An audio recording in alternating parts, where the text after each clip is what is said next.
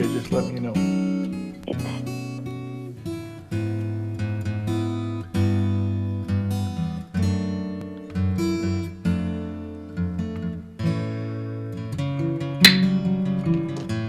Good morning.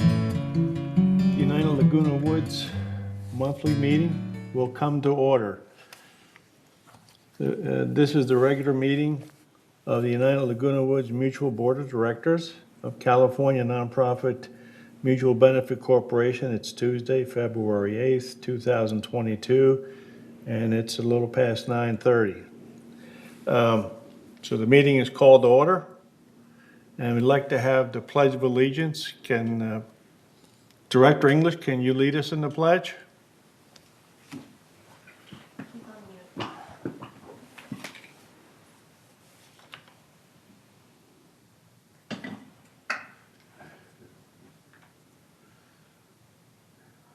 I pledge allegiance to the flag of the Just a minute. I pledge allegiance to the flag of the United States of America and to the republic for which it stands, one nation, under God, indivisible, with liberty and justice for all. Thank you.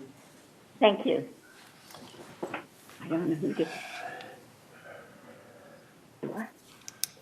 There's no media present here, but we are taping. So I'd like to get an approval of the agenda. Do I have we have a motion to approve the agenda? We have a second? The agenda is approved. Wait a minute. I have a question about agenda.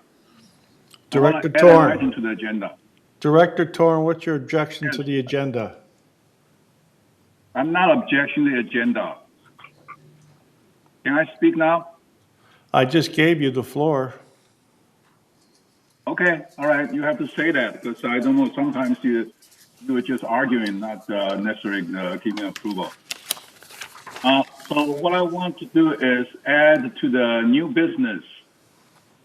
Okay, it's none here. I want a 13A to be add a new business about discuss United Strategic Plan.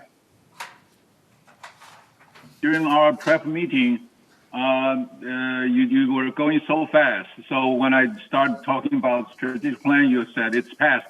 We've already passed that point. We've already passed that point. So this time I make sure that I'm not passing that point. Okay. What I'm trying to say is we discuss United Strategic Plan as new business. Director Torn, 13A, I've got thank you. You want to add on 13 under new business, United Strategic Plan. You want to discuss that? I got that. Thank you. Yes. Are there any other Thank you. additions to the agenda? Seeing none, ask for a motion to approve the agenda as amended. I have a motion by Director Casey, a second by Director Ross. So the amendment, the agenda is approved with the amendment to 13 new business United Strategic Plan. Thank you.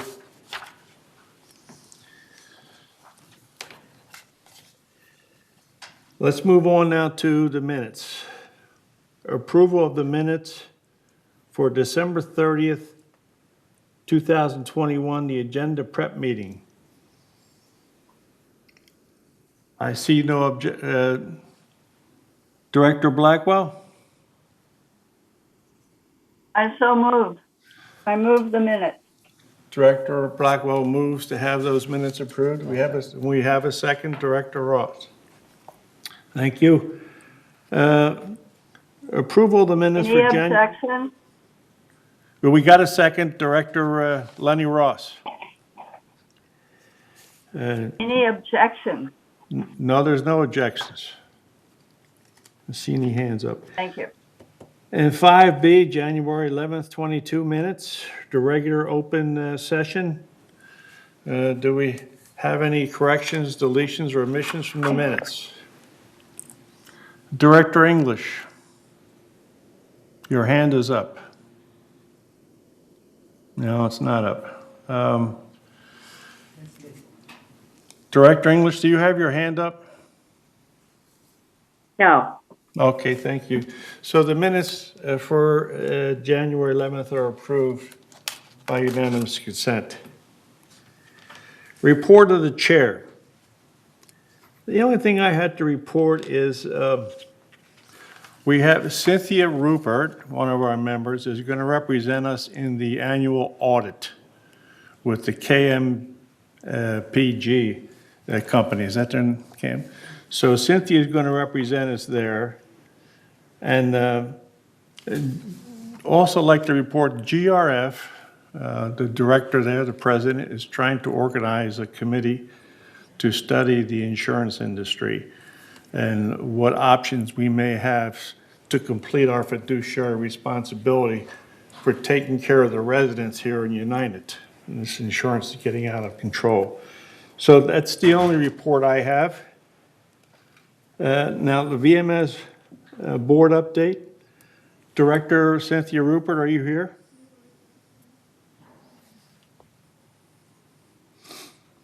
I don't see Director Cynthia here, so we don't have a report from VMS. Okay, let's go on to number 8. Open forum, 3 minutes per speaker. Michaela, are you running the show today, or do we have anybody? Yes, we do. Let me pull them Okay. up. Oh, and by the way, I want to apologize to everybody. I just got hearing aids this week, so if I've been talking loud, I apologize. Thank you. Go ahead. Okay.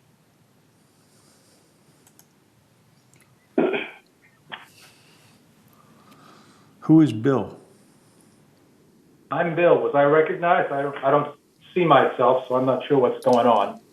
Yeah, Can you hear me? you're recognized, Bill. Could I have your name and your manor number, please? My name is Bill O'Dowd. My matter number is 761B as in boy. Okay, Bill, you got the floor. I'm speaking. Yeah, I want to speak this morning about some security issues regarding the wall in our cul-de-sac. Just to locate you where I'm talking about the wall that runs from Gate 1 east all the way to the end of the village past Clubhouse 1. And if you're familiar at all with that area, it's the only part of the wall that still has barbed wire, not shepherd's crooks, and has a very low wall, about 4 feet high. A little bit of history. When I moved here in 2016, I immediately saw some problems, potential problems with that wall. As I said, it's very low, just topped with a couple of strands of barbed wire. And it occurred to me that any 20-something in relatively good health with a pair of good wire cutters could get over that wall faster than I can get out of the bathtub. And that I think has proven to be true. I noticed back then that barbed wire had been cut in some places. Also some other problems. I found, for example, a hypodermic needle resting on a stump on the side of the wall, which I don't think was left by one of my neighbors injecting insulin. I called then Chief Moy. He was very helpful. Told me about the Shepherd's Crooks project. I attended 2 board meetings in 2018 on maintenance and whatever it's called, Maintenance and Construction Committee, 425 and then on 428, and then received a letter from the Director of Maintenance and Construction, I don't know if he still is, someone named Mr. Munez, telling me that the upgrade of the wall, the Shepherd's Crooks, would take place in 2020. And I can't help but notice it's 2022. So that never occurred. At the time, I not only was in consultation with Mr. Moy, I had pictures of the problems, and last fall I became concerned that nothing had been done. I contacted the then board chair, Margolis. Next few days later, Chief Rojas showed up at my door. We went over the whole problem again. Subsequent to that, at least a couple of times I've found wires cut. I've started to make that my walk up towards CBS along El Toro, and every time I've reported cut wires, Mr. Rojas's people have contacted the repair folks and they've made repairs. But this is a very low wall. It's very easily breached. Earlier, subsequent to all of this, my neighbor in the building next door, which also is right on El Toro, found somebody walking away with her bicycle in front of her unit. So it's not just I'm not just guessing that people are getting in, which is a pretty good guess since the wires keep getting cut and in such a way that the wall could easily be climbed over. But we also have now actually found someone. All these things have been reported to the chief. I'm sure his department has records of our communication.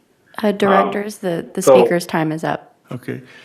Bill, your time is up, but we have heard you, and I'll see what we can do here with the directors. I will go to the chief and see where we're at with this. And from what I hear you saying is you'd like to see the Crooks thing go up all the way around, right?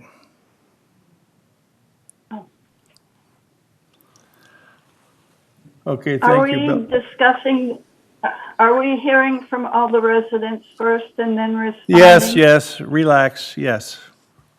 Thank you. Mr. Davis, John Davis, you have the floor. Could I have your manor number, please?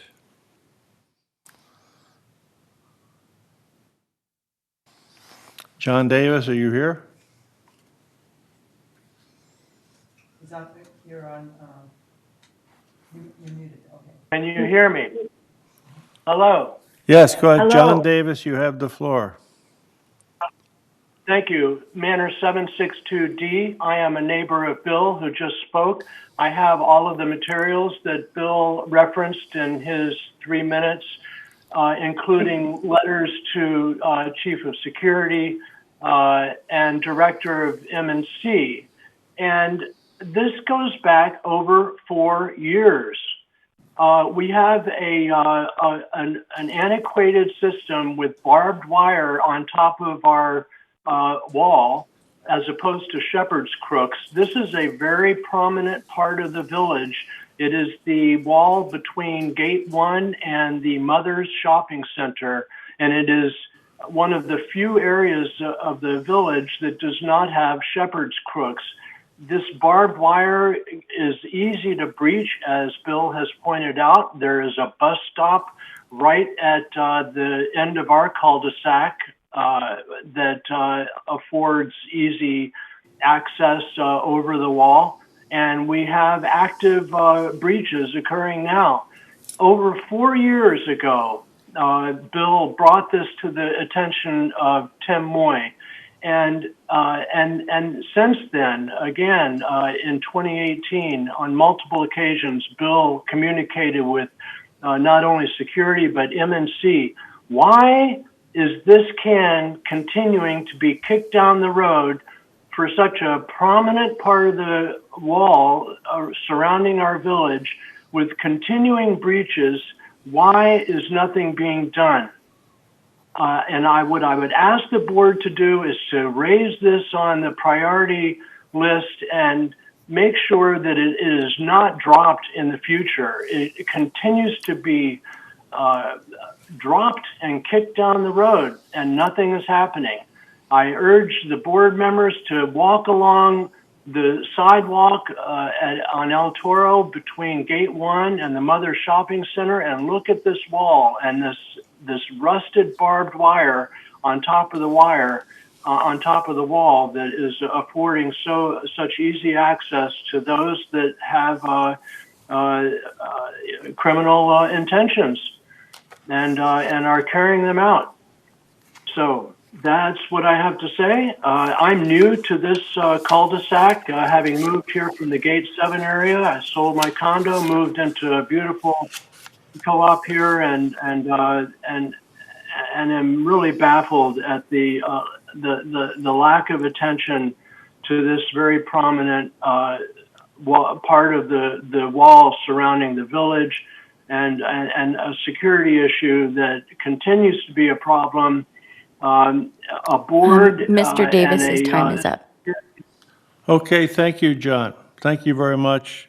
And Michaela, do we have anybody else? Yes, we do. Let me pull Okay. them up for you.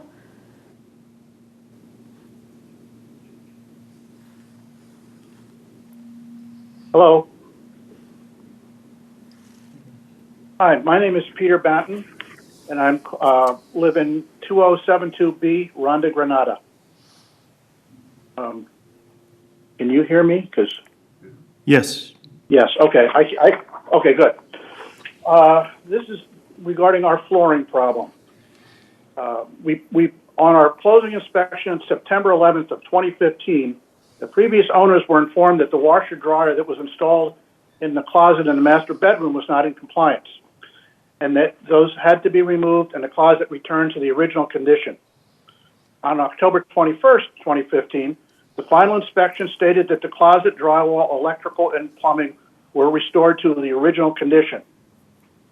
We closed on our unit on November 6, 2015. In the closing documents, the washer dryer closet was listed as resolved. 6 years later, of September of this year, or of last year actually, our pergo flooring started to swell in our bedroom. On October 27th, the homeowners was notified of a moisture intrusion. It was discovered by HOA's contractor that the wall drain in the wall of the master bedroom, which backs up to the bathroom, was modified and found to be leaking, causing water damage to the master bedroom and bathroom. This damage was caused by the HOA negligence. The HOA contractors came out promptly and did an excellent job. They even helped me move the furniture back to the bedroom after they removed all of the flooring in our bedroom. This was completed by December 1st. Since December 1st, we have contracted the Office of Damage Restoration numerous times with no response. We were told that Melody Thomas, I guess who was in charge of this, was bad at returning phone calls. January 4th, we contacted John Vogel, and he's tried his best to get someone to speak with us to no avail. Since December 1st, the baseboard that was removed from the master bedroom has been sitting on top of our patio storage space, and I have feared it's been damaged by all the recent rain and is now unusable. Since December 1st, we've been living in a bedroom with bare cement flooring. The fact that nobody will communicate with us is inexcusable. And due to the fact that the damage to the floor was a result of negligence prior to taking ownership, we're looking for immediate resolution to replace our floors. That's all I've got. Thank you, Peter. Michaela? Okay, thank you. You're welcome. Michaela? Yes, we do have an additional speaker.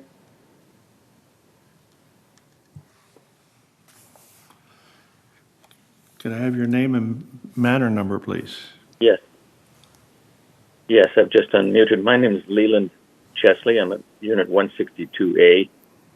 And first of all, to all the board members, a big thank you for your service. Several of you have served for many, many years. We really appreciate the big job, so thank you again. I have a problem to talk about and a simple solution. The problem is financing here in Laguna Woods for a purchase of a property. And so my question, I guess, let me just read something.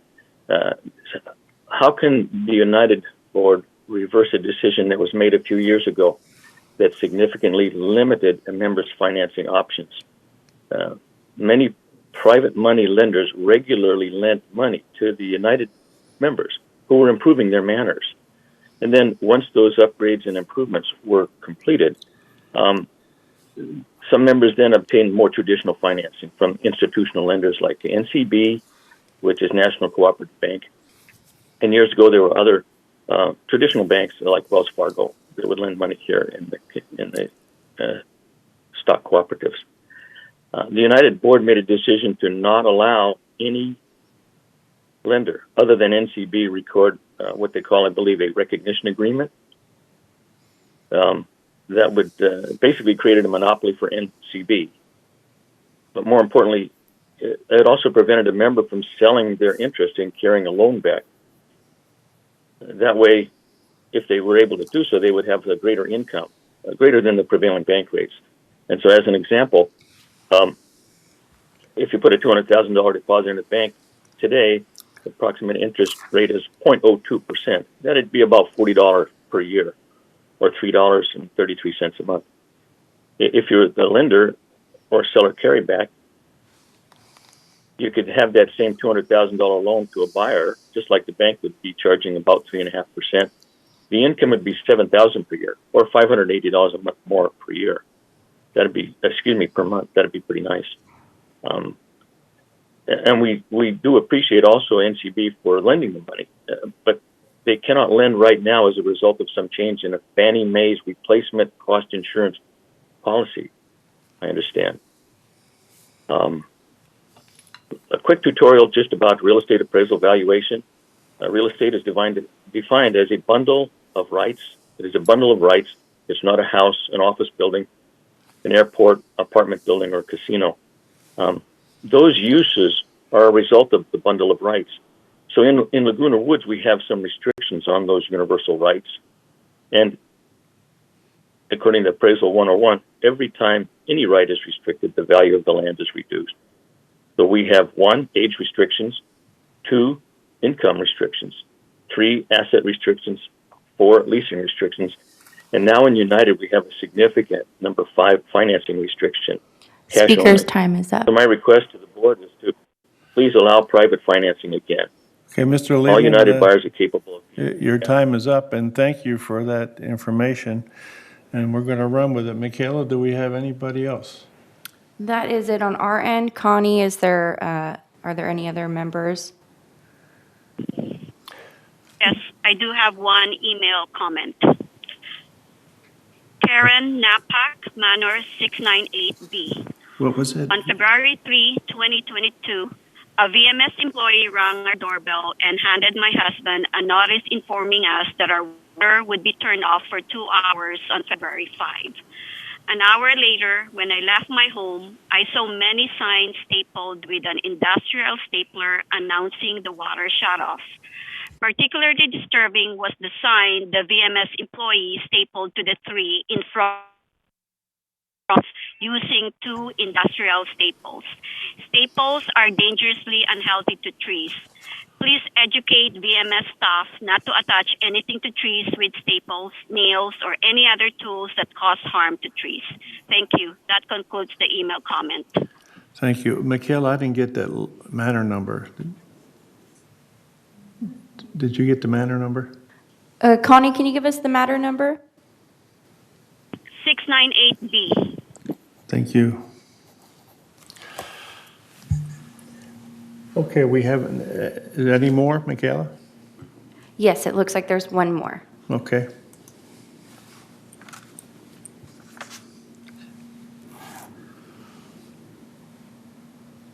My name is Dick Rader, 270D. I wish to follow up on the prior comment. I came across a situation where water shutoffs were stapled to trees. The notification, though, came directly from, I think, our plumbing department. And so I think somebody needs to take note that they need to, as in the past, provide notification either by mail or by slipping notification to the people through some sort of letter or something like that, rather than stapling notices to the trees. Thank you very much. Thank you, Mr. Rader. Do we have anything else, Michaela? No, that is it. Okay, that's the end. Thank you very much. Item number 9 is response to open forums, and I'd like to start here with our newest director, Lenny Ross. Lenny, do you have anything to offer to these residents? Oh, did we want to talk about Hello. Hello. My hand was up too. Yeah, but I'm taking the people who are here first. Thank you. If you have nothing, it's okay. Is this, which section are we in there? We're in responses to these open forums, the people who just called in. No, Director Casey. What are you doing? Yes, I think there could be a lot of solutions, and like Anthony was saying before about us following up with security and maintenance and construction. I know when I walk, I see a lot of the areas where there are the shepherd hooks, and it does seem to be a much better solution. So, and I would say on the, maybe Siobhan would have something to say about the moisture intrusion. And I agree with, don't staple the trees. Thank you, Director Casey. Director English. Okay. I promise I won't take any more than 3 minutes, but this is very important.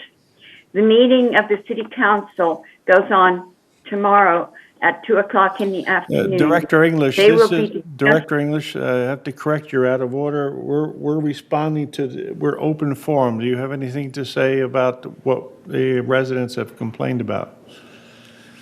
Well, I tried to get in before that, where the directors were talking, but you wouldn't let me in, so I haven't been able to talk. Anyway, I'm not going to take very long of your time. I just want to say that the City Hall is having a meeting. We have a time. It's out of order. This is not the time. Thank you, Director Askari. I didn't have the time. I did not. We're out have of any order. time. I'm going to call recess. Director Askari, you're out of order. You haven't been recognized. All right, let's move on. Director Torn. Director Torn. Yes, yes. It seems like we have. Sometimes we have all these reports, outstanding issues, work requests from customer service that's been outstanding for quite a while. Like in this case about security of the wall, it's been outstanding for 4 years. The question is, can we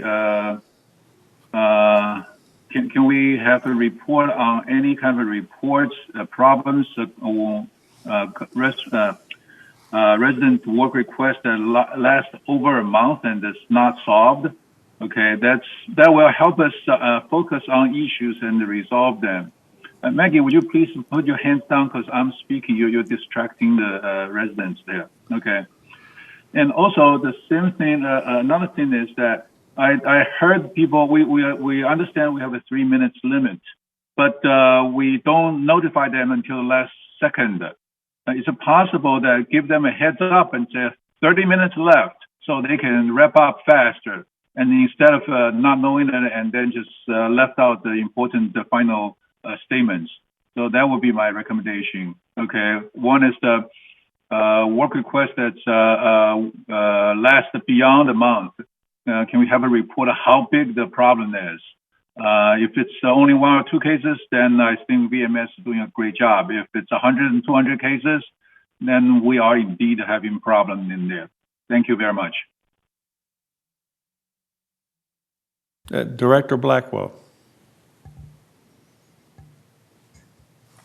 You're muted, Director Blackwell. Director Blackwell, you're muted. Staff? Can you hear me now, Anthony? Yes, we can. Okay, thank you. We discussed in prior meetings that it should be staff that gets to respond first for these, because several of these, in fact, most of them, have been in the works with staff, and I'm sure Siobhan knows. And after we hear from her, I'd like to respond if there's anything further I want to say. Thank you. Well, we're going according to our agenda, and in our agenda number. Anthony, staff responds to the open forum comments first, then the directors respond. It is never said so in the minutes or in the thing, but well, that I'm sorry, but you're out of order. I'm looking at the agenda. Oh, here.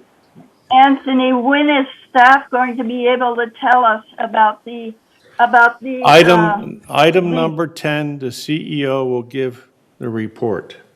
Oh, all right. Then I'd like to speak on several things. The flooring will be handled by staff, I'm sure. The Shepherd's is a 10 or 20 year project.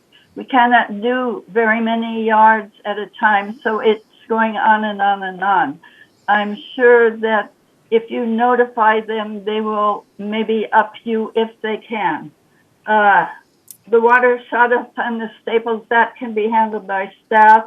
The plumbing department, that can be handled by staff.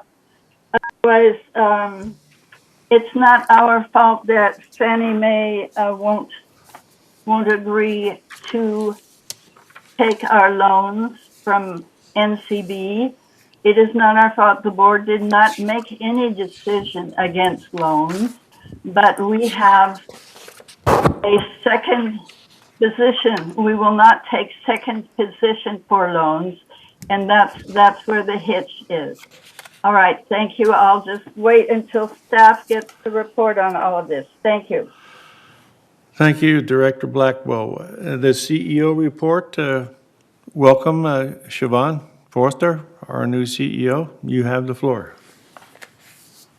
Thank you. I wanted to start with the items that were brought up at this morning's public forum, open forum. First of all, the Shepherd's Crook project for 2022 is focusing on the area adjacent to Building 761. So that is a project in 2022. In terms of trees being stapled, we have trained our staff moving forward not to do this. This was an emergency notification. However, we have trained staff to find other ways to communicate this information, and staff does follow the normal process when it's not an emergency. And in terms of Peter Batson, we will make sure staff contacts him today. And then in terms of my CEO report, I have a brief presentation this morning that I would like to share. Michaela or Michelle can pull it up on screen, please.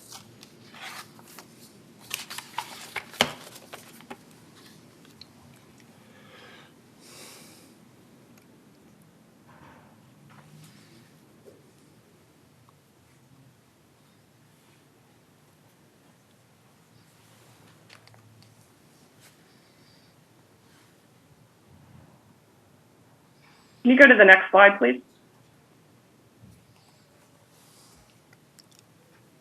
Can you please go to the, thank you.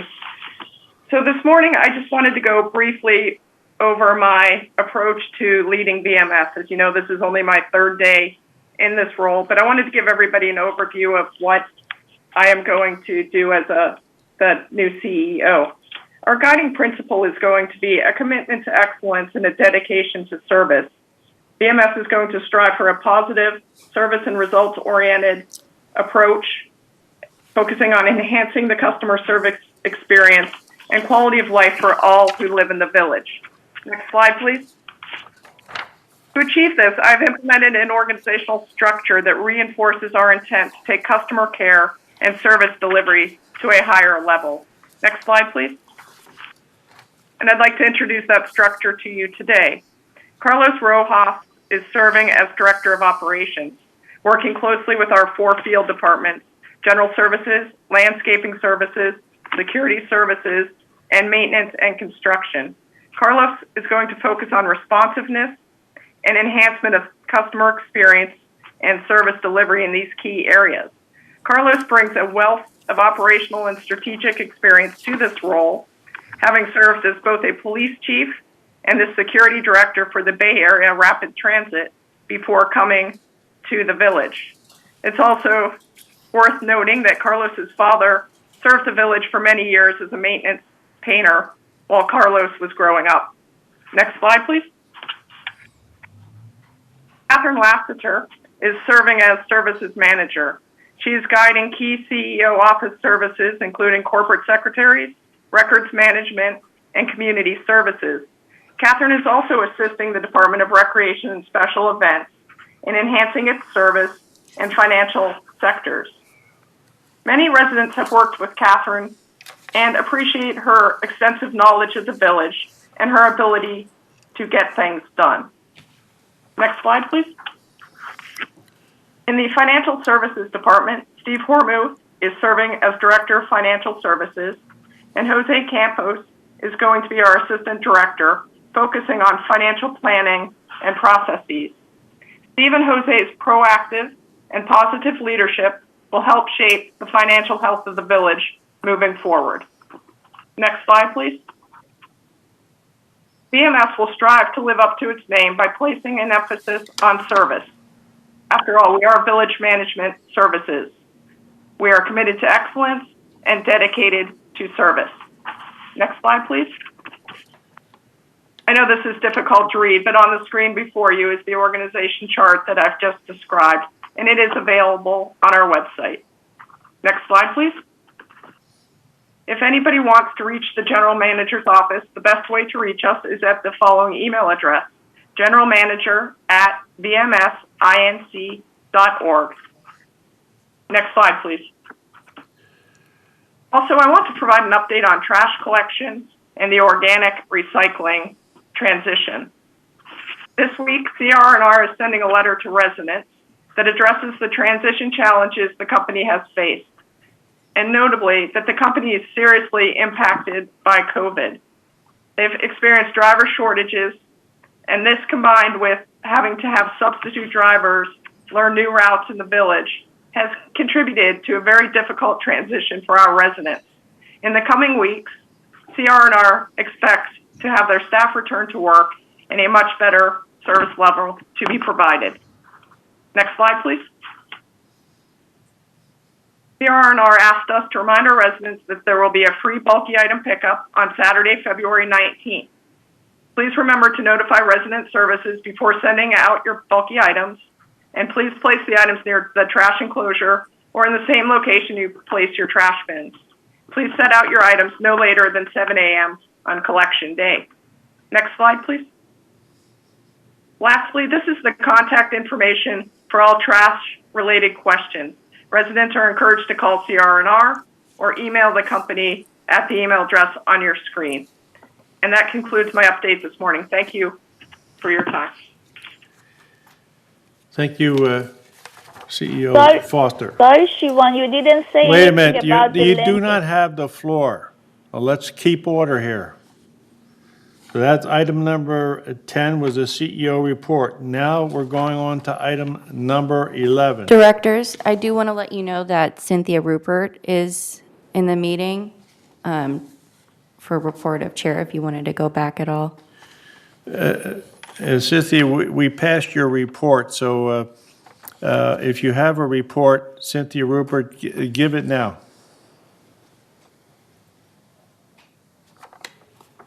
Oh, good morning. Thank you, everyone. Thank you, Chairman Livatore and board members. Yes, I actually do have a report this morning, the VMS update to the United Mutual. If we could have the first slide, please. Or a slide.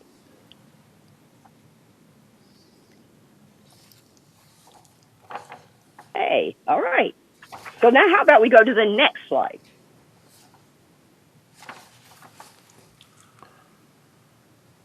I'd like to begin with key new hires. Next slide, please. I'll begin with our corporate secretary, Michelle Estrada.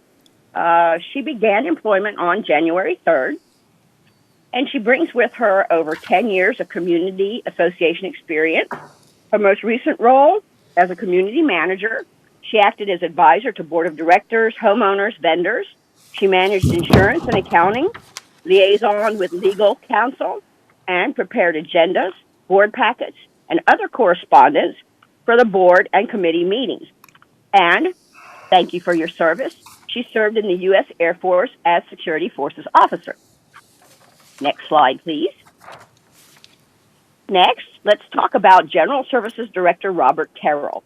He started employment on January 17th, and he has 30 plus years of service in the public sector. Most recently, the Police Administrative Budget Manager for the Santa Ana Police Department, where he managed budgets up to $140 million annually.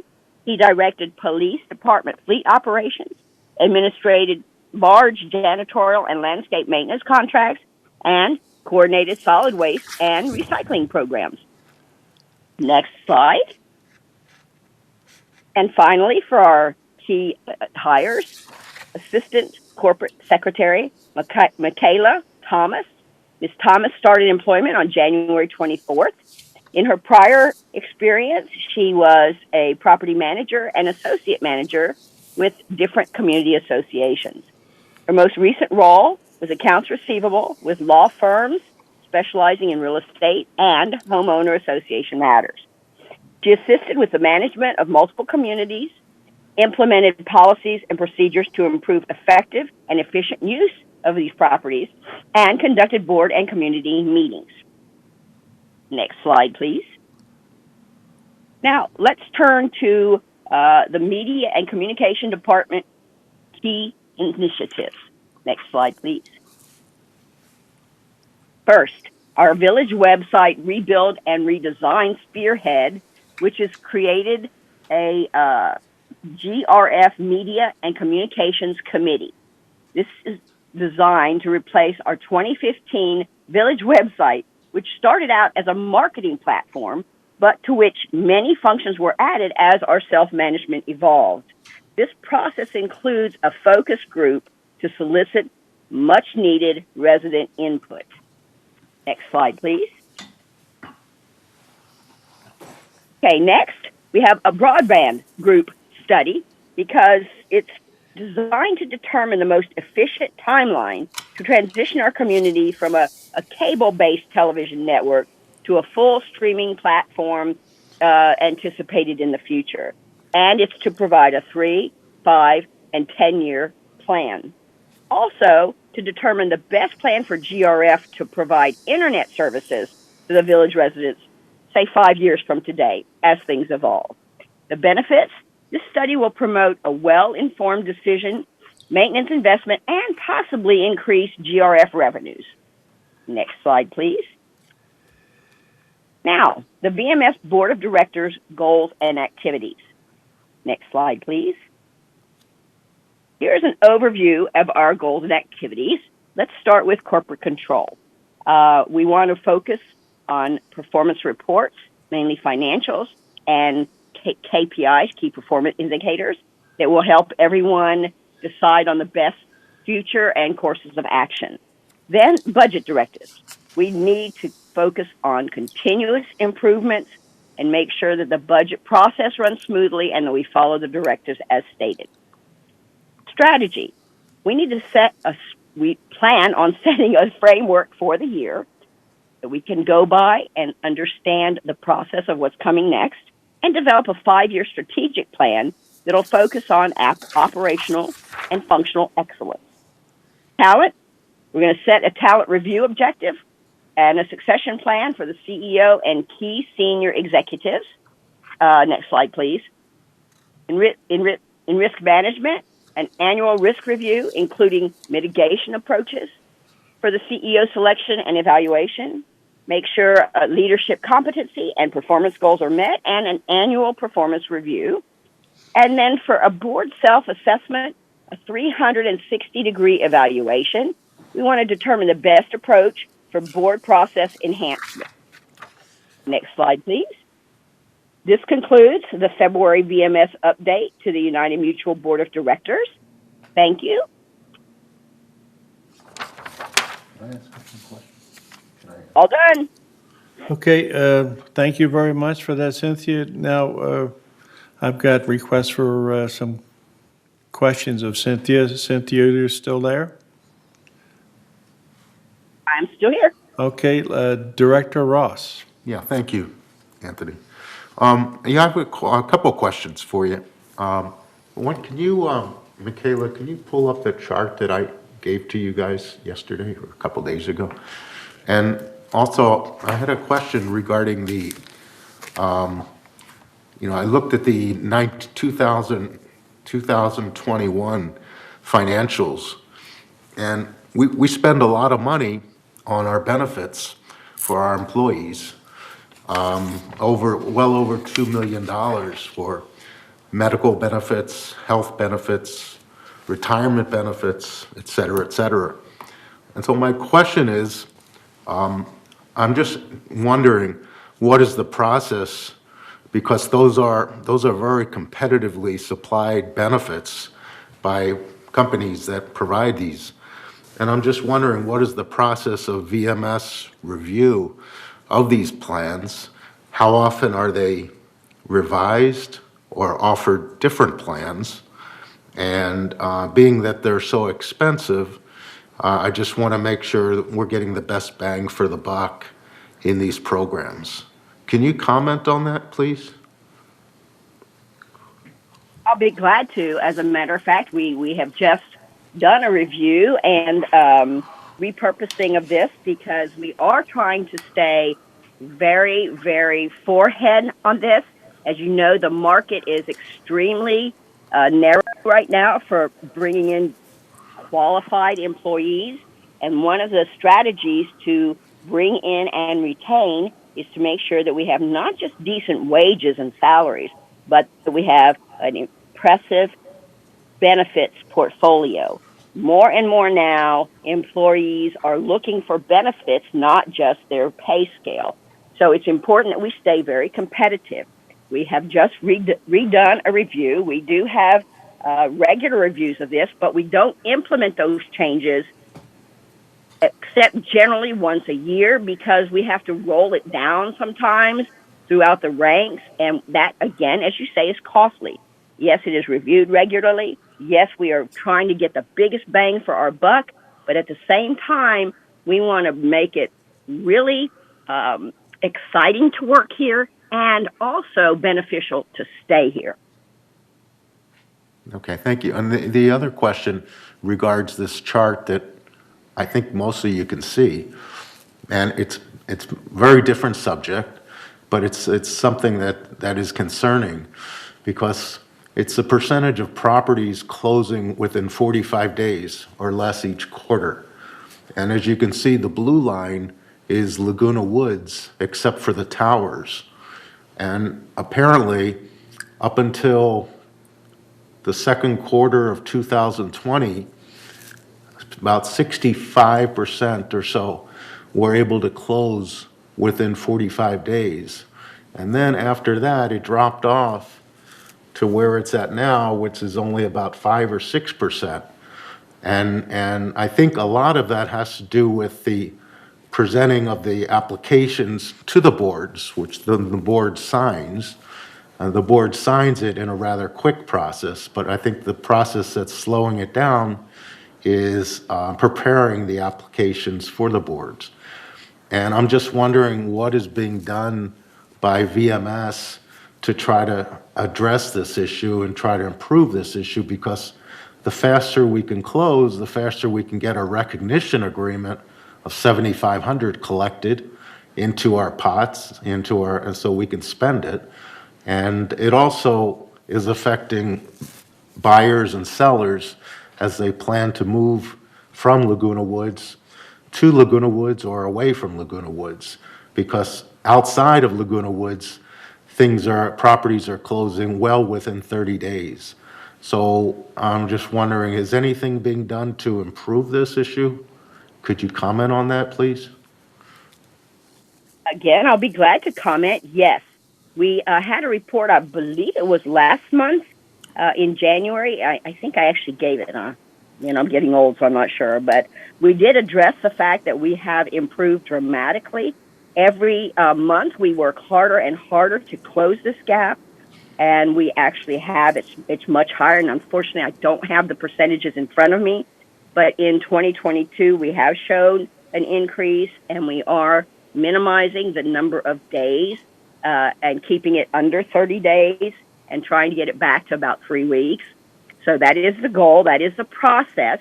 It is difficult. There are so many different factors that have slowed the process down from not being efficient all the way to COVID. So definitely it is a key focus, and we were working very hard to bring this back up to the levels that are acceptable. Okay, thank you very much. Thank you, Director Ross. Do we have any more questions for Cynthia Rupert, our VMS rep? Neda Ardani. It does look like there Ardani. are 3 questions. Excuse me? There are some members that have questions. Okay, Director Ardani, you have the floor. Yeah, I just want to ask because Siobhan answered all the questions, but not that one about the private lending and the loan. that the co-op section can get. If you have any update, it's going to be great. Thank you. Thank Yes, you, I do have an Director update. Arcana. We are trying. Who's talking? Siobhan? Did you want the floor? Thank you, President. Yes, thank you. I just wanted to mention we are waiting to meet with Fannie Mae. NCB, the authorized lender, is trying to schedule a meeting between BMS and Fannie Mae to talk about these issues. So as soon as that meeting gets scheduled, I'll be sure to provide an update. But that's a good starting point. Thank you. Thank you, CEO Foster. Director Akrakar. Yes, can you put that previous chart back on, please? That was a chart that I provided, I think.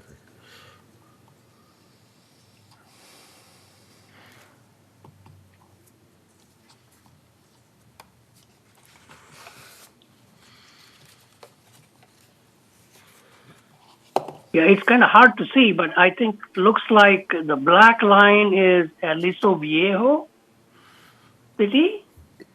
The Yes. next one, yellow, is Seal Beach. And the blue one is us, except the towers.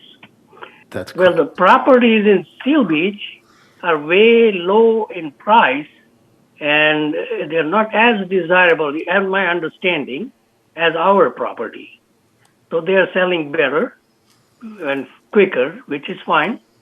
And the black or the dark gray line is Aliso Viejo, which is really not a community type like us.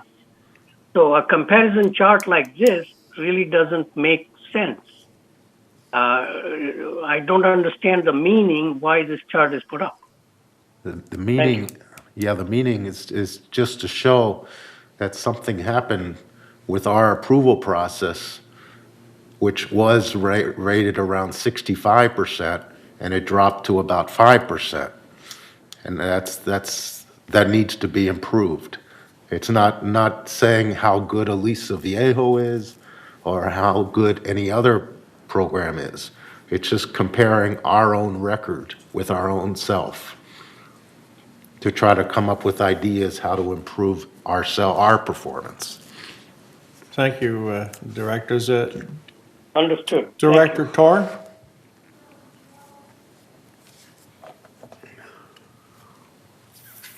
Yes, I'm still waiting for the response from VMS about maybe we can get a KPI of number of work request count, outstanding work request count that can help us see a trend whether our work request is increasing or decreasing gradually.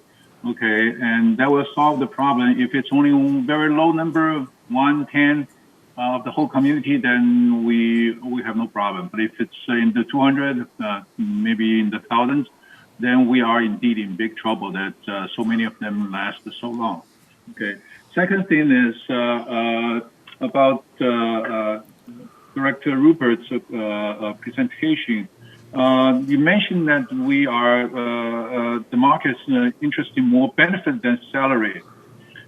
That's totally opposite from what we heard last year. Last year, we were talking about maybe we can outsource to, we talk about why contractors attracting employees and we are not.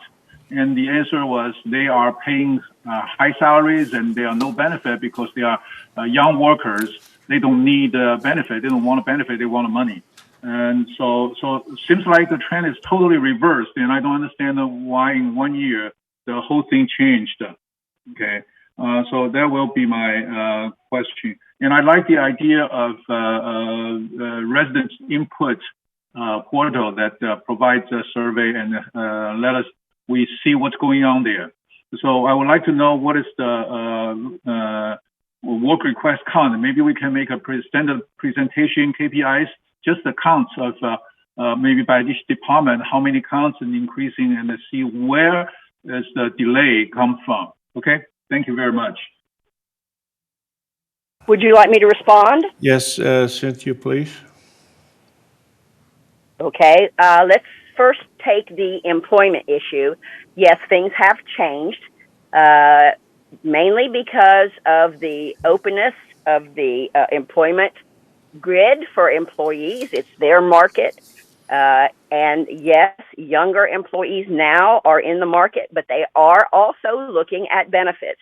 It is key to have very competitive salaries and hourly wages, but it is also key to keeping employees that provide a benefits package that helps them expand investments, 401ks, healthcare, etc. So the market has changed, and I think partially because it's a little more educated workforce now as far as salaries and benefits go, and so they're looking at a more complete package.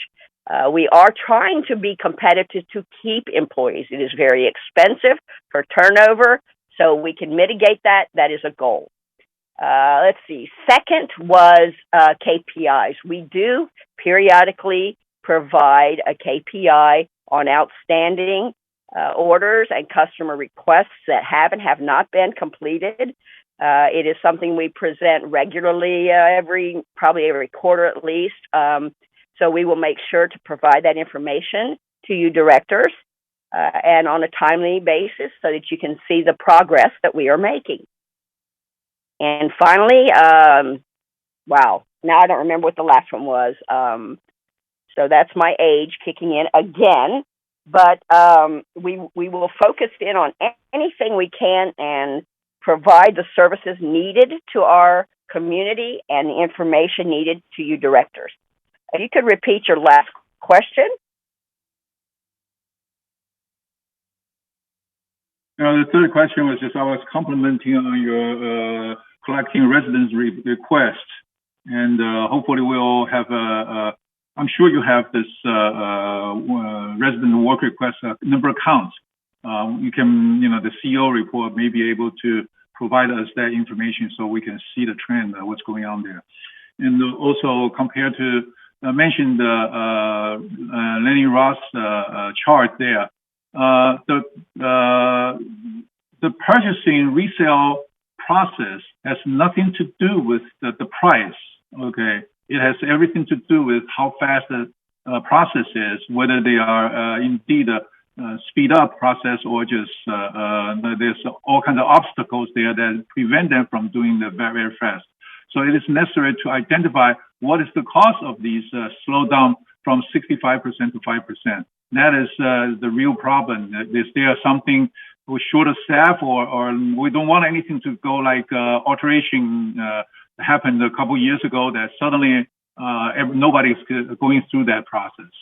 Okay, so that gives us a heads up and say something's wrong. We need to from 65 to 5%. That's definitely something wrong. Okay, thank you very much.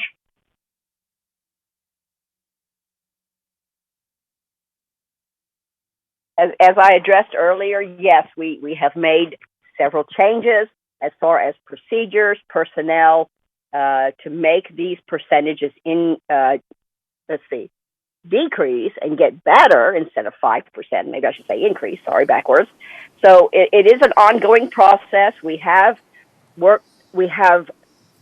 analyzed this entire process and implemented any necessary procedural changes to increase this percentage. It is an ongoing process, and we are working diligently to improve this percentage. Thank you. Thank you, Can we Cynthia. get a KPI on that next report? Sorry. Can we get a KPI report on that report next time? See if it's improved? I will do my best to present that. Thank you. Thank you very much. Let's move on. Director English, do you have your hand up? Director Pearl Lee, do you have your hand up?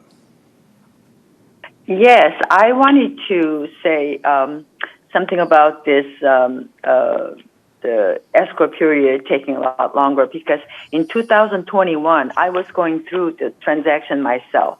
My property was sold in July, and my buyer moved from Indiana, and they were staying at a hotel and waiting for the escrow to close.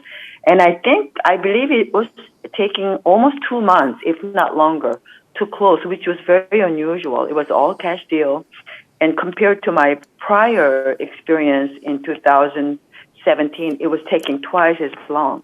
And at the same time, I purchased a new property, and my escrow was taking just as long. And it was all cash transaction, which was very unusual. And at that time, a lot of the buyers were going through the same problem.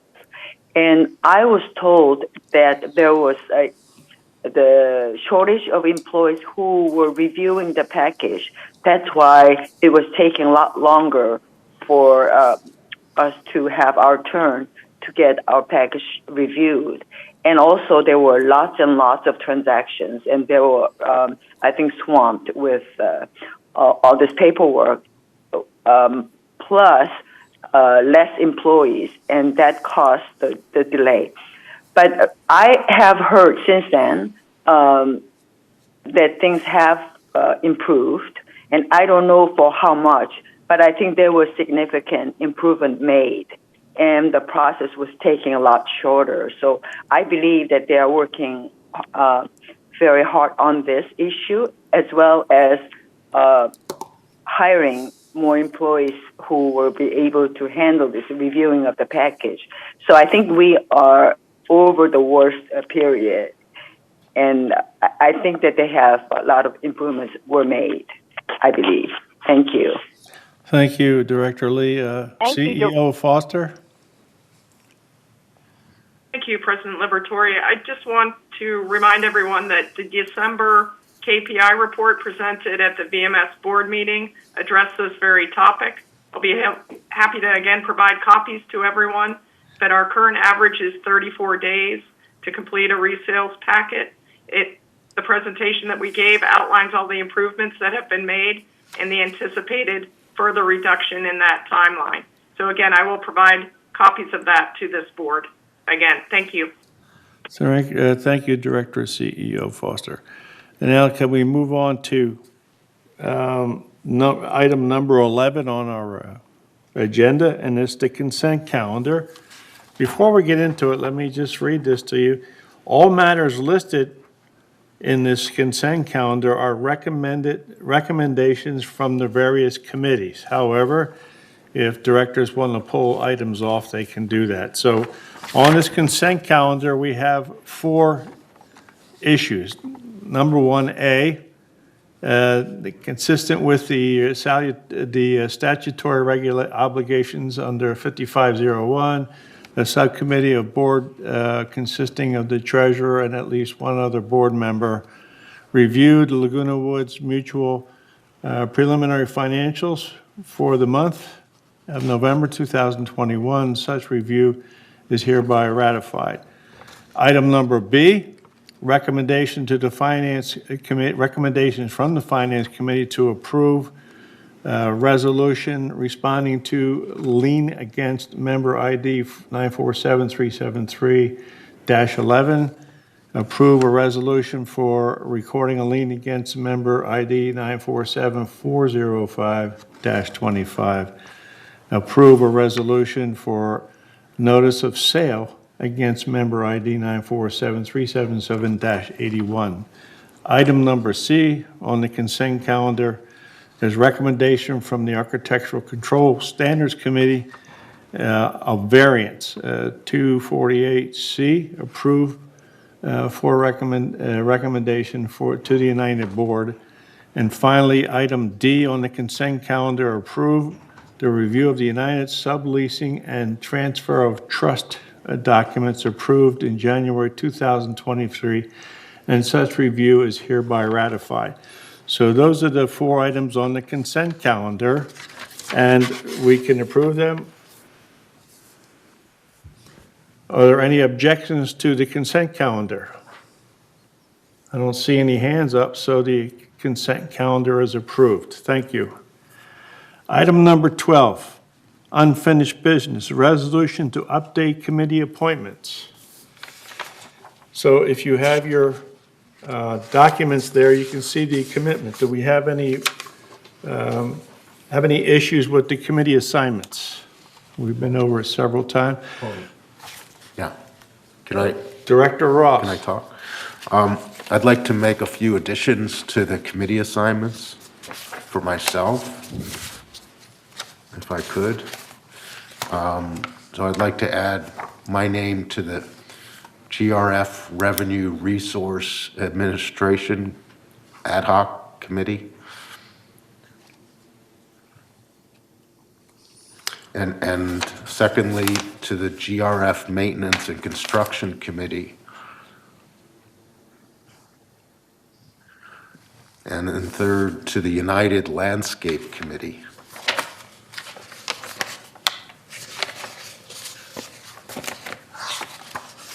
I'm trying to find that here.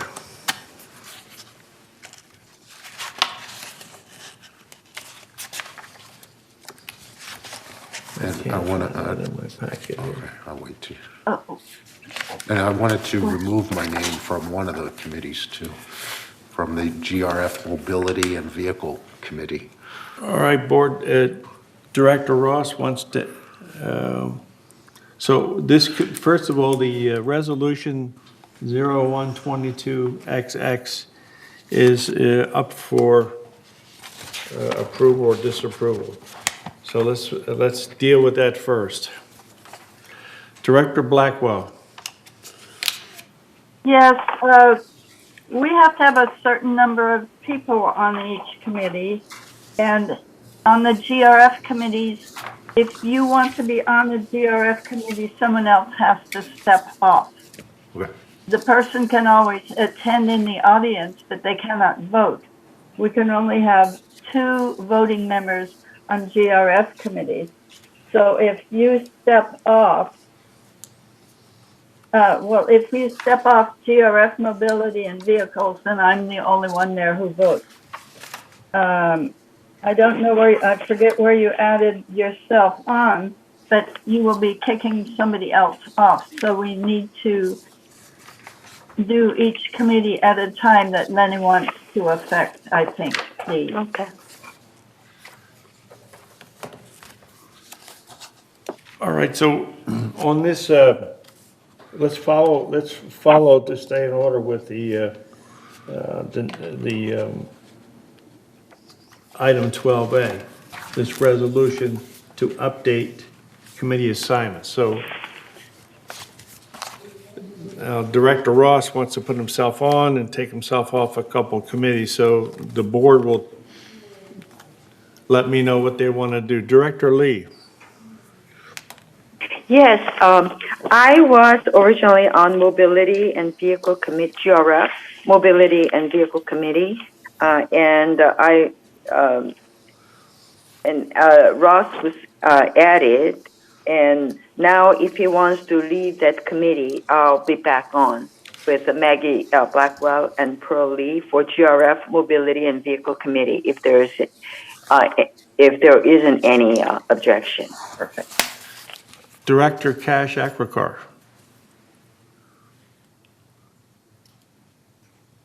You're muted, Director Akrakar, you're muted. Since Paul is wanting to go back on the Mobility and Vehicle Committee, maybe I'll just withdraw my hand. So that was my question. All right, so it sounds like we need some changes here. Should we send this back to committee? No. Well,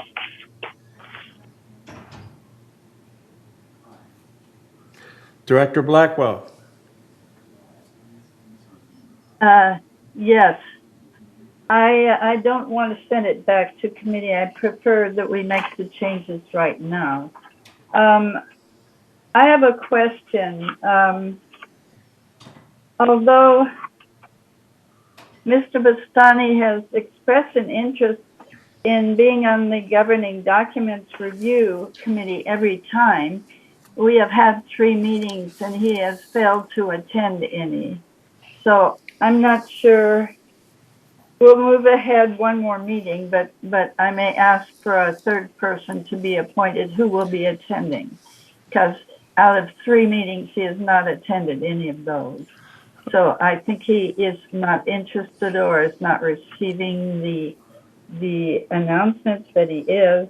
So that may be a point. Otherwise, I think we should just deal with the committees that Mr. Ross wants to put himself on, the way Pearl Lee did there. Well, let Thank me, you. let me That's all. interject here, since I'm the chair here, to avoid confusion, then we should go back through the committees one by one, right?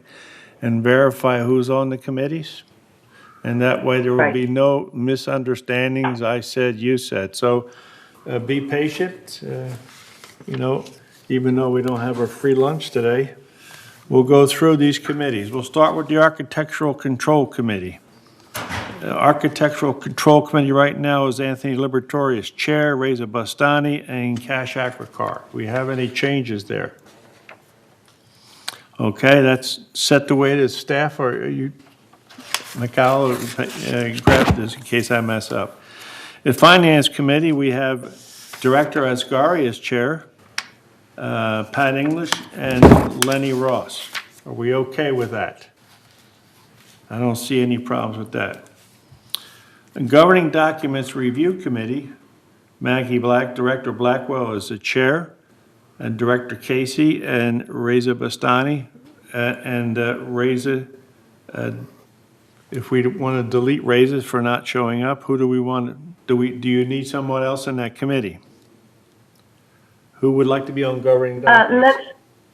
Lenny? No, I can't. Lenny? Okay. No, he doesn't want it. No. Oh, okay. So Somebody else? So you have two Pearl people. Lee.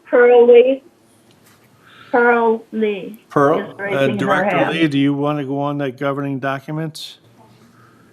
Okay, you're muted. So that committee now is Maggie Blackwell, Chair, Director Casey, and Director Pearl Lee. Is that correct? Staff, did you get that change? Yes. Okay. Landscape Committee, we have Director Casey as Chair, Director Blackwell, and Director Pearl Lee is on that committee. That's the one I wanted. That's the one I was hoping to add too, but if there's already enough, then no need for me to add my name. No. Director Lee? Yes, I will withdraw myself from landscaping committee since I'm going to the government so Lenny can add it. All right, so board, we have now in Landscape Committee, Director Casey as chair, Director Blackwell, and Director Lenny Ross. We okay with that? Okay. Yes. Now, Maintenance and Construction, the chair is Pat English, Director Reza Bastani, and Director Anthony Liberatore. Any changes? All right, that committee stands. And I will try to contact Director Bastani to see if he's having any issues. So the Maintenance Construction Committee now is Pat English as chair, Reza Bastani, and Anthony Liberatore. Member Hearing Committee is Director Ardani, Director Lee, and Director Blackwell. Do we have any changes there? That's okay. All right, so that committee now is, officially, Members Hearing Committee is headed up by Director Ardani, Director Lee, and Director Blackwell. Okay. Under new resident orientation, the chair there is Maggie Blackwell and Director Cash Akrakar. Are we happy with that? Okay. Resident Advisory Committee. The chair there is presently Pearl Lee, Diane Casey, Maggie Blackwell. Are we okay with that? Okay. So that does the staff. We have all that. That's for our United Committee assignments. Okay. All right. Let's go through now the Golden Rain Foundation assignments, committee assignments, and GRF Strategic Planning Committee. We have there Cash Akrakar, Reza Bastani, and Anthony Liberatore. I don't see any hands, so that committee stands. GRF Community Activities Committee? Anthony? Yes.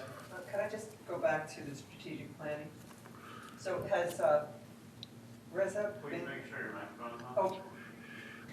Yeah, I just had a question on the strategic planning. Has Reza been attending those meetings? I haven't been to one, so I really can't answer that, but I can, do you want to be on that? I would. Okay, I'll put Diane Casey on there, we'll delete. But check with him, yeah. I will check with him. Yeah, thank you. So for right now, that committee will be Cash Akrakar, Director Akrakar, and Director Casey, all right? And I'll try to contact Reza Bastandi to see if he's having some issues. Okay. GRF Community Access, Community Activities Committee. Right now, that committee is Director Blackwell and Director Casey. We have any problems with that? I don't see any hands, so that committee stands. GRF Finance Committee. We have their Director Askari and Director English, and we have Director Casey as an alternate. We're keeping that? It looks like we're going to keep it there, okay? The GRF Landscape Committee, right now we show Director Blackwell and Director Casey. Are we okay with that? I see no hands. GRF Maintenance and Construction Committee. Right now, we're showing Director Akrakar and Director Liberatore. See no changes there? Oh, Lenny wants, Lenny Oh, wants to yeah, be I on was that. hoping to add my name to that committee. Well, too. yeah, so that will kick off Director Liberatore. And so the GRF Maintenance and Construction Committee will be Cash Akrakar and Director Ross. Clubhouse Facilities and Renovation Ad Hoc Committee. Right now, I show Director Casey, Director English, and an alternate, Director Askari. Director Askari, your hand is up. Thank you. I am just offering, since Director Casey now is going to the GRF and get another one, can I be as a rather than Director Casey, I be in the clubhouse and facility, and Director Casey be alternate. Could you repeat that? I couldn't get it. I couldn't understand. Sure. I said, since you already got another one from GRS, the strategic plan, I am saying in clubhouses and facility renovation, can I be as a main one? Instead of you, and you be alternate here. You know, that last sentence was still, I could not understand Well, I think it. she wants to head up that committee. Well, this is GRF. So No, so Director you Casey, want- Director Askari is asking if you would like to be the alternate on that committee. Which one? Which committee? The Clubhouses Renovation Ad Hoc Committee. And then she would be a regular member on that committee? No, I'm not doing that. Okay. Then can we at least be a little bit average, because Director Casey and Maggie Blackwell almost is everywhere and doesn't let other people come. Well, Director Askari, Well, that's thank why you. I'm going through these committees one at a time, trying to get them. Okay, so how we can solve this one? Because these two people want everywhere and doesn't let anybody else come. Well, what How we can solve this one? Please count how many Director Casey and Director Magwell is in. Please count it. How many are you willing to be Wait a on? minute, you're out of order, Director Blackwell. I You am don't have the only floor. one. You don't have the floor. I've got the floor. Director Casey.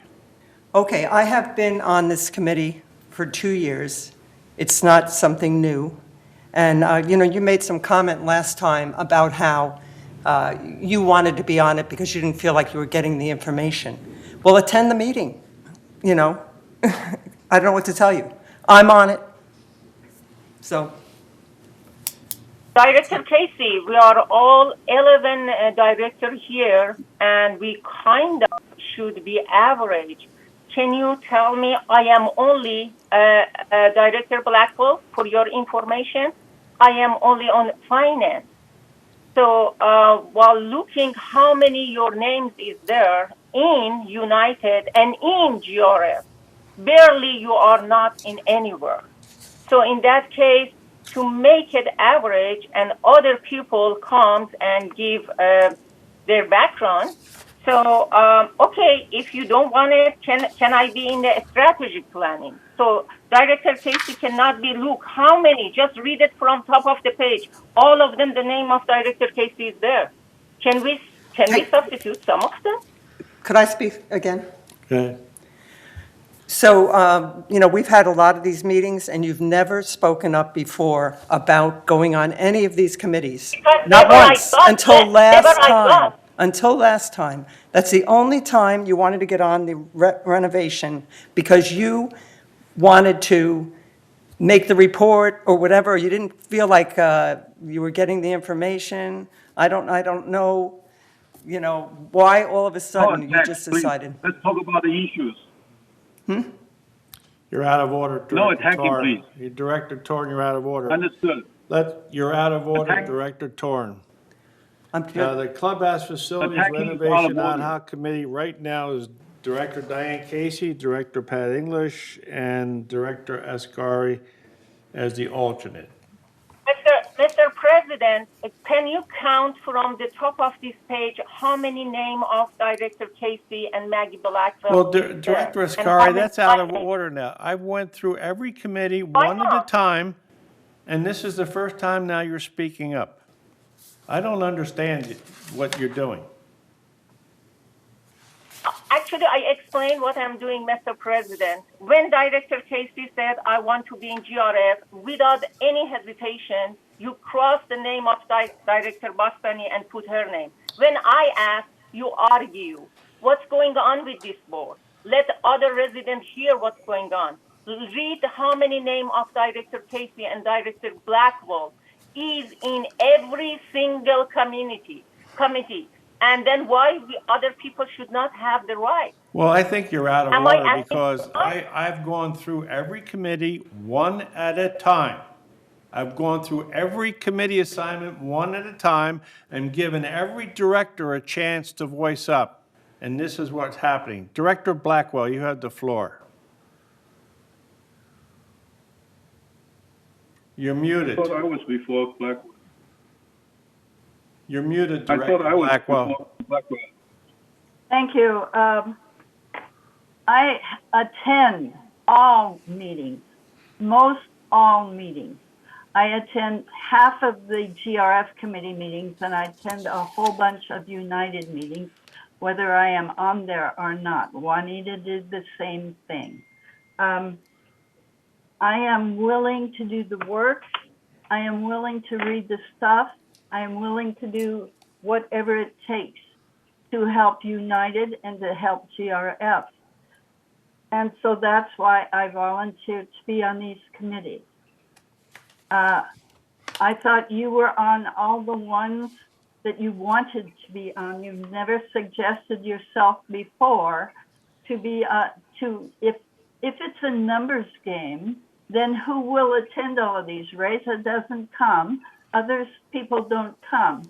Come to the meetings. You can speak from the audience. You can speak from the audience. I want to be a member. You're out of order. You don't have the floor. You're out of order. We should vote on this. Okay, let's have, Director Blackwell thinks we should have a vote on this committee. Director Torn? My hand is up.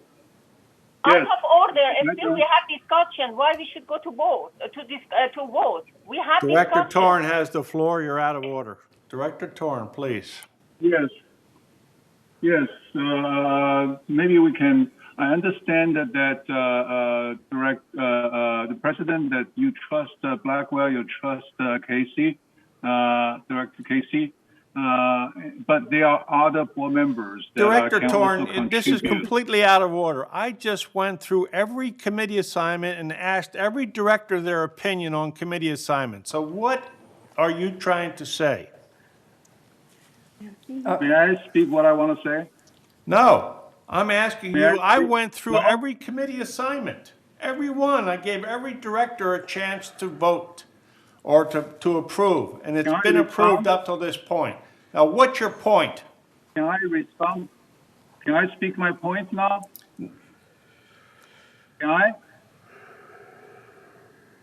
I don't want to be accused out of order if you can accuse me, but I cannot respond.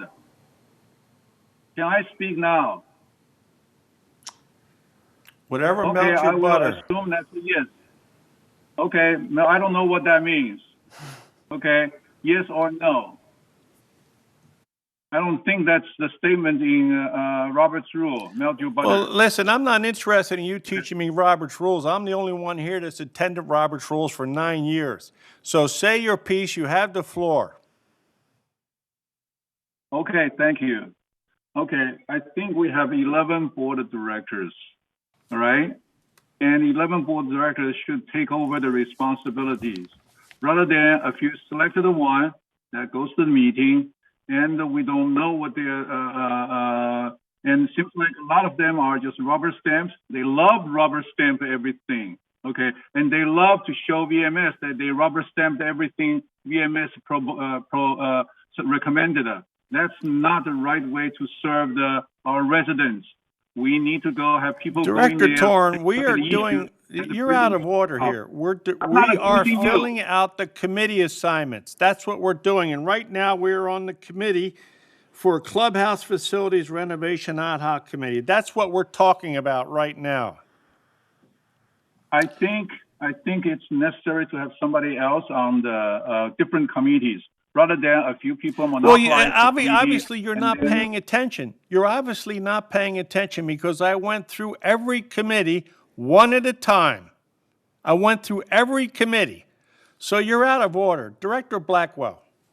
Anthony, I have a question.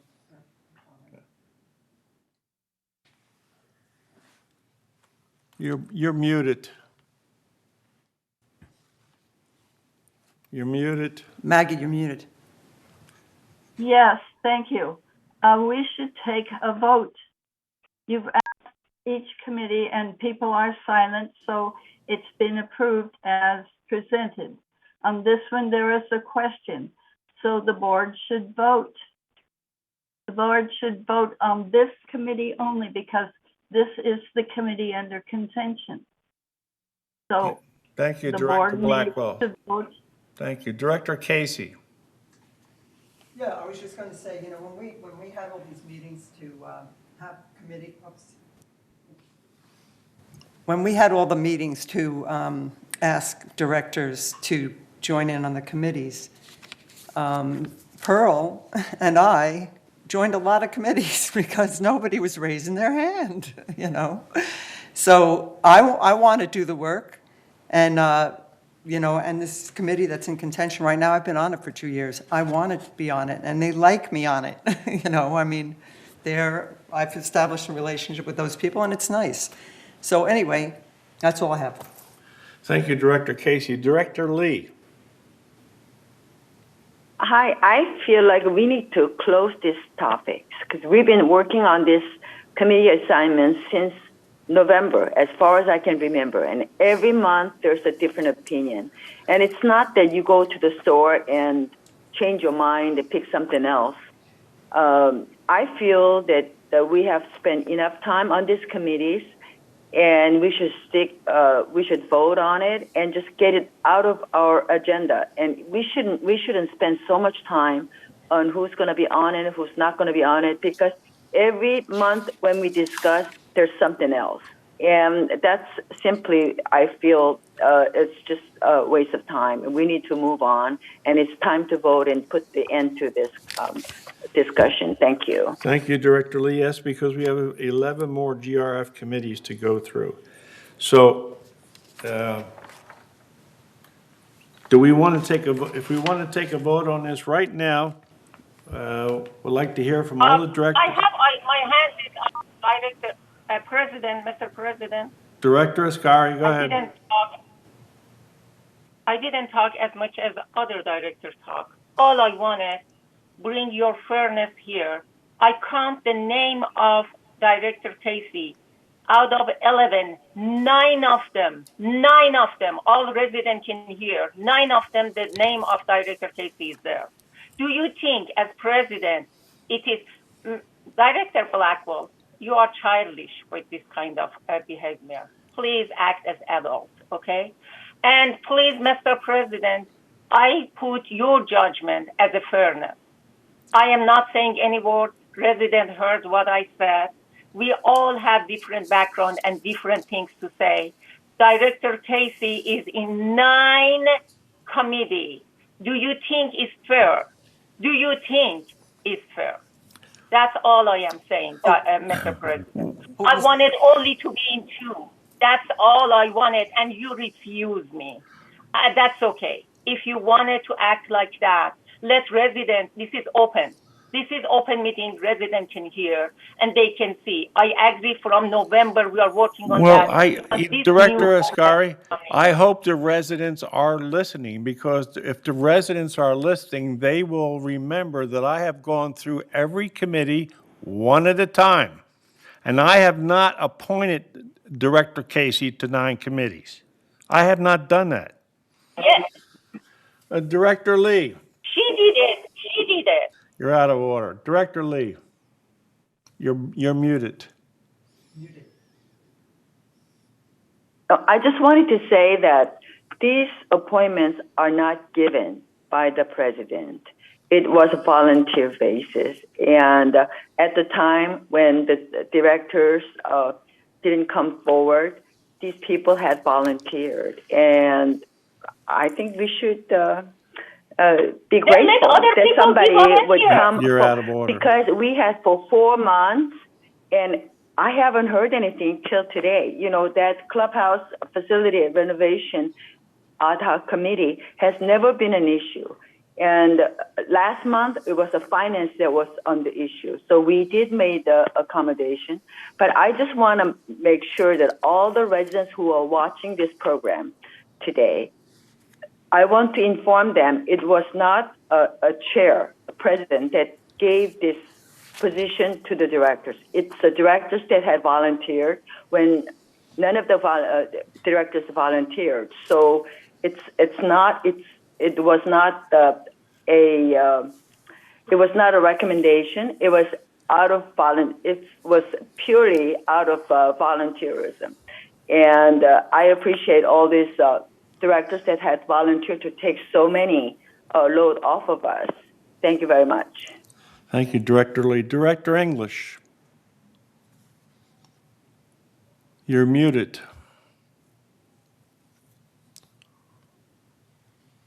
I don't understand why we're going over this again. I thought there were some regulations in the David Sterling that prevents this very thing happening. This very thing being changing the committees. This just doesn't work out, because how can our staff know what they should be doing if we keep changing all the time? And as far as I'm concerned, I've been on that Clubhouse Ad Hoc Committee, and I really want to be on that, and I really should be on that one, because I know what's going on already. I've been very involved with it, and I think that we should definitely keep Diane, and I don't know why what's her name, Azar, is fighting for everything. You know, I've given her everything. Okay, all And now right, she's let's still not get fighting to, for more. you're supposed to make your, Thank you. address the chair with everything, all these remarks. So here's what we. Okay, Chairman, can I just say one more thing? Yes. I'm not sure what we're voting on right now. Well, we're but trying to as fill soon as out. I know, I will be. Excuse me, we are trying to fill out the committee assignments. And the reason why we're still doing this is that if you read Davis Sterling and if you read Robert's rules, the chair can formulate and recommend people for committees, but it's the ultimate decision of the board of directors on committee assignments. And that's why I've taken the time out of my day to go through every committee one at a time. So we're here now with this committee, and the board tells me they want to vote on this. So I'm going to accommodate the board of directors. So. Mr. President, take my name off. That's okay. It's okay with me. Let Casey just really enjoy what she wants to do. Just take my name off. Thank I you, am okay. Director Askari. Appreciate that. Yes, Please Director take my name Casey. off. Totally take my name off. Totally take my name off. Thank you, Director Askari. Okay, I just had one thing I wanted to say was, I wanted to be on the Finance Committee and I wanted to be on the Maintenance and Construction, but I accepted that somebody else took the spot, so that's what happens. All right, thank you. Thank you, Director. Thank you, Director Casey. Now, let's move on. We have 11 more committees to do here. We have 9 or 10 more committees to do here. The next one is the GRF Mobility and Vehicles Committee. Presently, on that committee, we have Maggie Blackwell and Director Lenny Ross. Can I speak something? Yeah, Director My Torn, hands yeah. are been up all the time. Well, you talk all the time. We're tired of listening to you. Go ahead and talk. What do you want? Please be respectful. Okay, can I be that disrespect to you too? Speak your piece or I'm going to call you out of order. What do you want? Well, you do that all the time anyway. What I would want to point out is that the list is the chair's preference.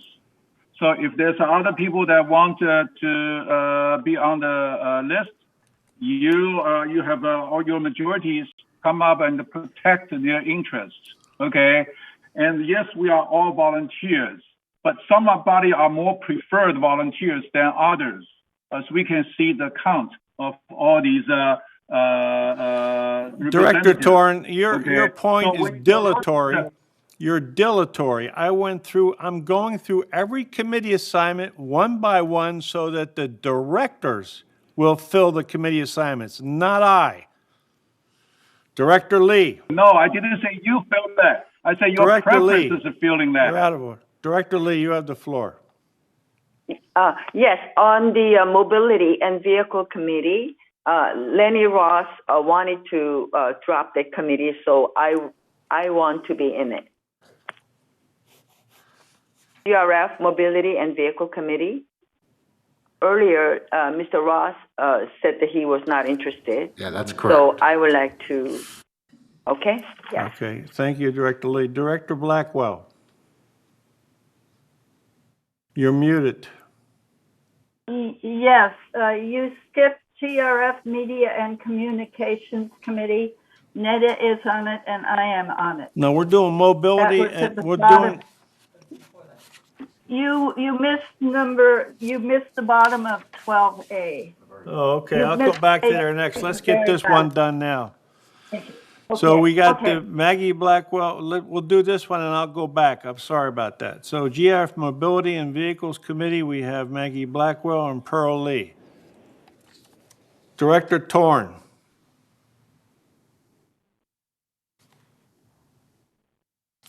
All right, that committee stands. So we'll go back, my mistake, go back and cover Media and Communication Committee. Right now we have that Director Ardani and Director Blackwell. Any changes? I see none, so that committee stands. GRF Committee, Communications Committee is Neda Ardani and Maggie Blackwell. GRF Committee, Security and Community Access. Right now, we have Reza Bastani and Cash Akrakar. I don't know what to say. Reza is not here. But if you want to keep them on, I don't see anybody wanting to change it. So the GRF Security and Community Access is Reza Bastani is on it, along with Cash Akrakar. Now, the Disaster Preparedness Task Force is Diane Casey, Anthony Liberatore, and Cash as alternate. Any changes there? No. All right, Laguna Woods, GRF Laguna Woods Village Traffic Hearings. For United, I have Director Ardani and Director Liberatore. Any recommendations for changes there? No. Let's move on. Information Technology and Advisory Committee, Diane Casey and Cash Akrakar. Any changes? And you skip one. What'd I say? Purchasing? Oh, I'm sorry. The Purchasing Ad Hoc Committee, Anthony Liberatore and Diane Casey. Do we have any?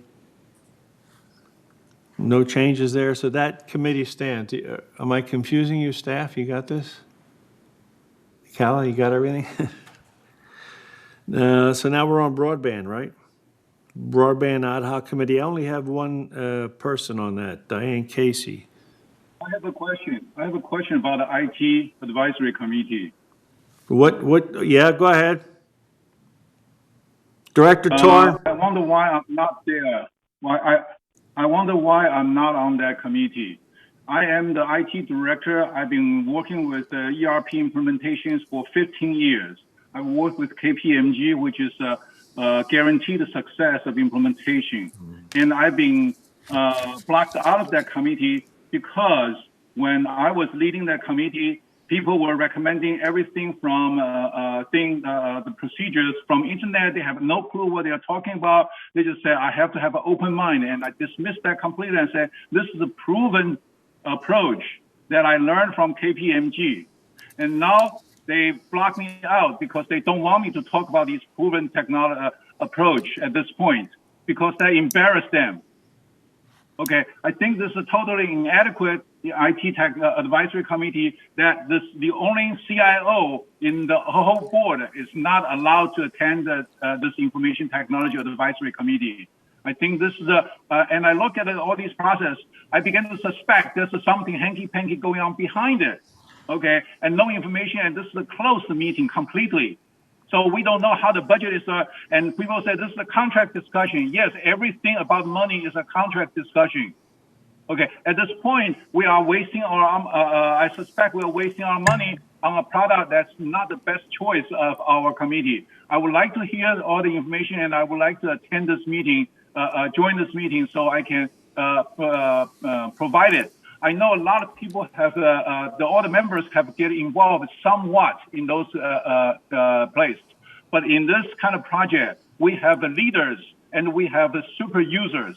These people are all super users. They are from accounting area. They are from the IT development team, but they are not the project lead. They are not the project management team. Okay, there are a lot of things, considerations behind it for low-level employees to get involved, so super users to get involved, but there are a lot of things behind it. Okay, that's what I was surprised that, why IT, I wasn't involved. We have a lot of, and also there are a lot of additional IT issues they are not aware of. These people are not IT experts. These people are just IT users. Okay, everybody's been have used Amazon, but that doesn't mean you can be on their board, can be on the selection committee. All right, being a user is totally different from an implementer. So I'm questioning why I'm not on the IT advisory ad hoc advisory committee. Thank you, Director Torn. Director Casey. Yes, I just wanted to talk about it's an ad hoc committee to choose a software program, an ERP system that was led by... Sorry about that. And here. Yeah. Okay, I know, I turn on the mic. So this is an ad hoc committee to choose an ERP system for the Laguna Woods. So it has gone through many, many weeks. It was started by Sue Margolis and Andre, and we're at the point now we've chosen the software. It's been approved by GRF and the finance at GRF and the actual board. And so now it's going to go to the corporate members. So that is where we stand. We're going to support, the ongoing installation and things like that. And so perhaps you could get involved with that. I don't know, but you'll have to find out from Chuck or, VMS if that's allowed. Thank you. All right, thank you, Director Casey. Director Blackwell. Thank you. Anyone can attend a meeting and speak from the audience when you sign the card and request to be heard on each issue. So anyone can attend any meeting, fill out the card, and speak as many times as there are issues. Your hands are not tied if you are not on the committee. I suggest if we want, we can vote on this or leave it the way it is. Thank you. Thank you, Director Blackwell, and let me remind you, to you do not have the floor. If it's an ad hoc committee, it ends Friday. Anyway, what we have right now is the committee assignment is the Information Technology Advisory Committee stands at Diane Casey and Director Cash Akrakar. I don't see any changes in it, so that committee stands. And if it's an ad hoc, it's over on Friday anyway. I want to add my name on it. I want to add my name on it. Don't you see that? I want to add my name on it. Well, somebody who's not an IT expert, please let me in.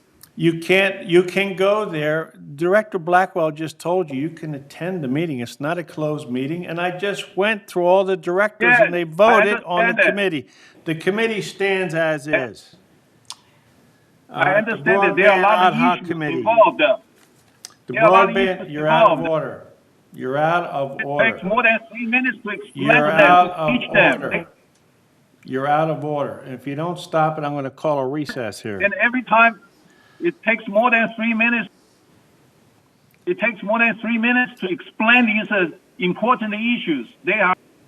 We are voting on committee assignments. I don't see why you don't understand that. And the board just approved the committee assignment. So it's a moot point. It's dilatory. I don't understand We're going on now to the broadband ad hoc committee. Right now, I have Diane Casey on that committee. Are there any changes to that committee? I don't see any hands, so that's the way it is. Revenue Resources Ad Hoc Committee. On that committee right now, GRF, I have Diane Casey and Director Askari. Yeah, I'd like to add my name onto that one. Well, we can only have two. Oh, okay. Well, I would say I'll let you have that. Okay. All right, now we have a change recommended here that Diane's going to take herself off the committee and give it to Lenny Ross. That means Director Askari would be the lead and Director Ross is on the committee. Do we have any discussion on that? Okay, that committee stands. Director Askari and Director Ross are on the Revenue Resources Ad Hoc Committee. The Equestrian Center Ad Hoc Committee. Right now, I have Pat English and Director Lee on that committee. Any changes? Director Torn, are you on this Equestrian Center Committee? No, I was talking about the Revenue Resources Ad Hoc Committee before you called it the end. Well, we have right now, we voted on it. We have Director Askari and Director Ross are on that committee. The Equestrian Center Ad Hoc Committee, we have Director English and Director Lee. Do we have any changes in that? That committee stands. So resolve further, the resolution 0129 will, September 14th, 2020 is hereby suspended. And staff will resolve this with these new adjustments we have and be up for approval next time, all right? All right. Where were we here? Committee assignments.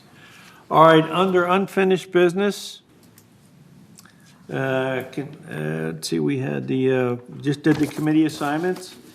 Consistent with the advisory obligations under Civil Code 5501, the subcommittee of a board consisting of the treasurer and at least one other board member reviewed the United Laguna Woods Mutual preliminary financials for the month and December 21. Such review is hereby ratified. President Laboratory, Yeah. I just want to make sure that we had a vote taken for the committee assignments. Okay, I'm sorry. I'm sorry, Grant just corrected me. We've been through the committee assignments now, and so we're going to have staff revise these committee assignments. So I'd like to have a motion from the floor to accept these committee assignments as we have just gone through them. Diane Casey makes a Yes, I motion. make- Director Ross seconds it. We'd like to have a vote now. All in favor of the edited and approved changes to the committee assignments for United and GRF. Director Askari.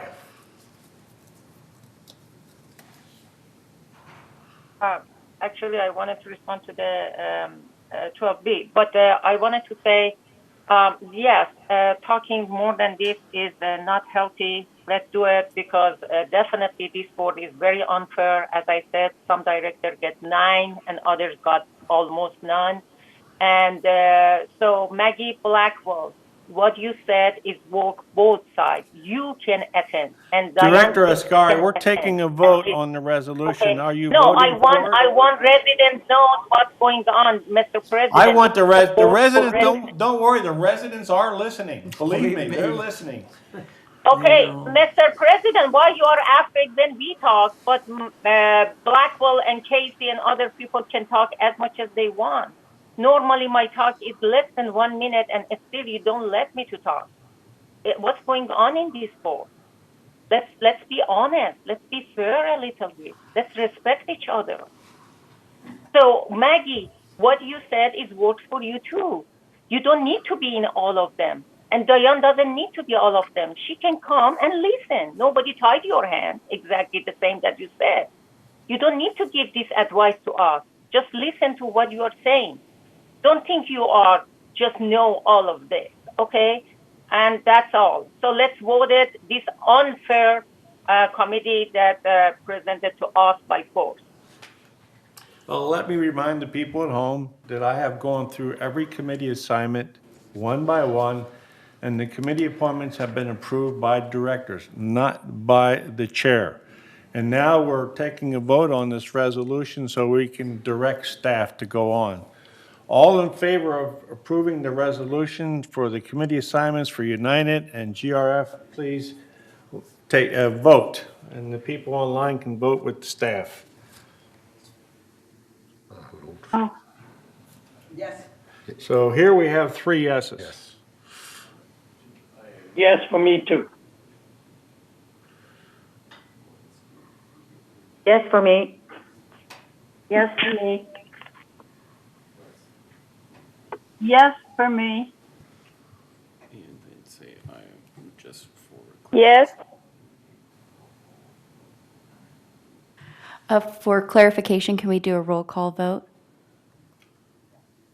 Yeah, good idea. Call directors down. Okay, so I'm going to do Director Torn, No. okay, Director Asgari,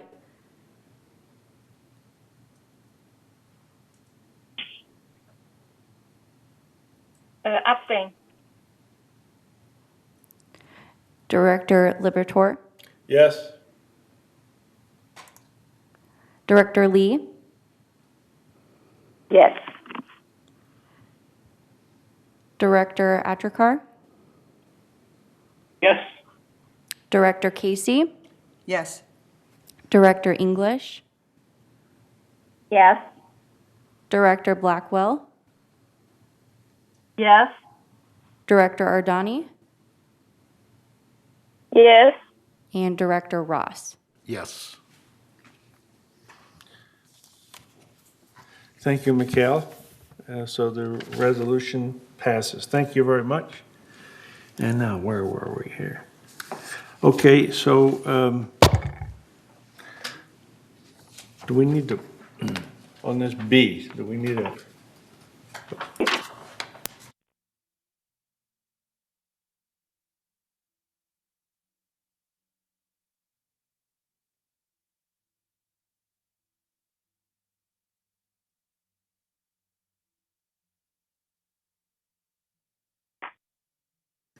Director Asgari requested that this item be added to the agenda as she wanted to discuss it. ahead. Director Askari? Director Askari, you want this Yes, item?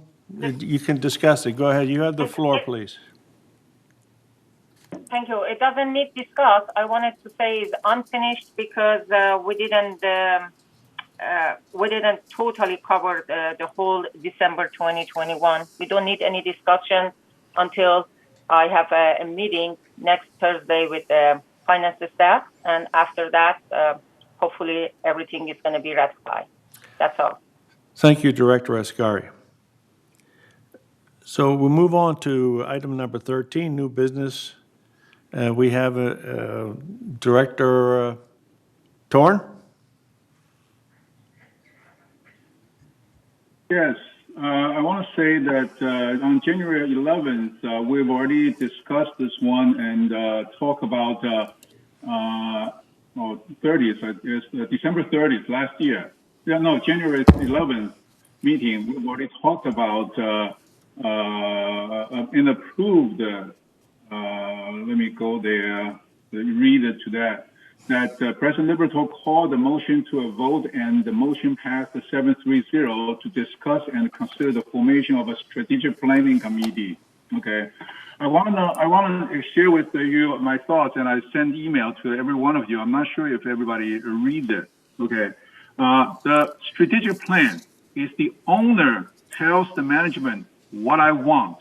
It's like when you give them your money to the retirement investment advisor. Okay, this is what I want. Okay, this is where I wanted to go. Last 20 years. If I want to last 20 years, what should I do with it? Okay, this is the same thing with a strategic plan. This has nothing to do with a non-profit or a profit company. This is your personal desire. Okay, where do you want to go? You pay the money, you need to go where you want to go, where you want to go. Rather than say, management company, take this money and do everything you want. I just approve whatever you want. Okay, that would be the most stupid investment that you can have, to let the investment, let management waste your money. Okay, and we see a lot of these problems happen in the real world, that people just give their money to the investment company and says, okay, give me the money back, and they say, okay, you can have this money. Okay, I'll take it. They don't know that there are other alternatives that can give you much better returns. Okay, the short terms, long terms. So we need to come up with a strategic plan, and as the owner of this community. And I remind you that the board represents all the residents, that they pay, everybody pay $700, $800 for their assessment. Where do we go from here? How do we spend the money? That's what we want to do. Okay, a few good examples right now. We don't have a quality management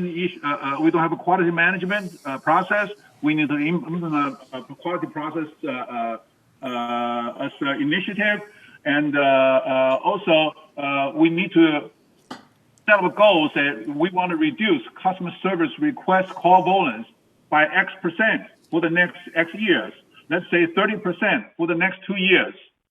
Okay, that's what we want to do, and tell people, because customer service requests directly relate to how residents are satisfied with the service or not. If they are not satisfied, then we got a problem there. We should step in as board members instead of just say, do whatever you can. You are the expert. We don't care about residents' work request number, how many of them. Okay, even if they are overflowed. Okay, and we need to implement best practice based on anybody's experience. Does anybody have any best practice experience in their career? I would hope so, that you come out to running for the board of directors. You must know something best practice that in your career, that it makes your company so profitable, so doing so well, that you are making the companies profitable. You are so respected. If you have never done that, I wonder what happened while you are here. And you talk to the residents and know what's going on there. Okay. And another thing is about things like malware. There are things that we don't hear from VMS that are not best practice. We need to look into the best practice and say, ask all the questions based on your experience. Accounting people ask accounting questions, auditing people asking auditing people, And IT people asking IT people, if you're management, you need to ask issues and say, I've done things this way, and this is what I understand is the best practice in the industry. Are you doing the same thing? This has nothing to do with not-profit. Some board members insist we are not-for-profit, so we don't do any of the things. We just leave the money to them and let them do their job. Okay, we trust the expert. However, the saying is that... Can we have a time limit, please? I understand you probably don't want to listen to that. Okay. Director Torn, you've had 3 minutes now. Can you wrap it up? Okay. All right. And we also need to establish a vendor performance evaluation. Recently, I've identified that my gutter wasn't cleaned, but we paid the gutter cleaner. And what happened? Why aren't they cleaned? Because we don't check. We don't have staff to check them. So we've been ripped off of gutter clearance. Okay. And we want to also develop big data analysis. I'm not sure, anyone have heard of a big data analysis? It's very popular. Actually, it's been popular since the 1970s. All right, Director Torn, thank you. You've had 4 minutes now. Director Askari.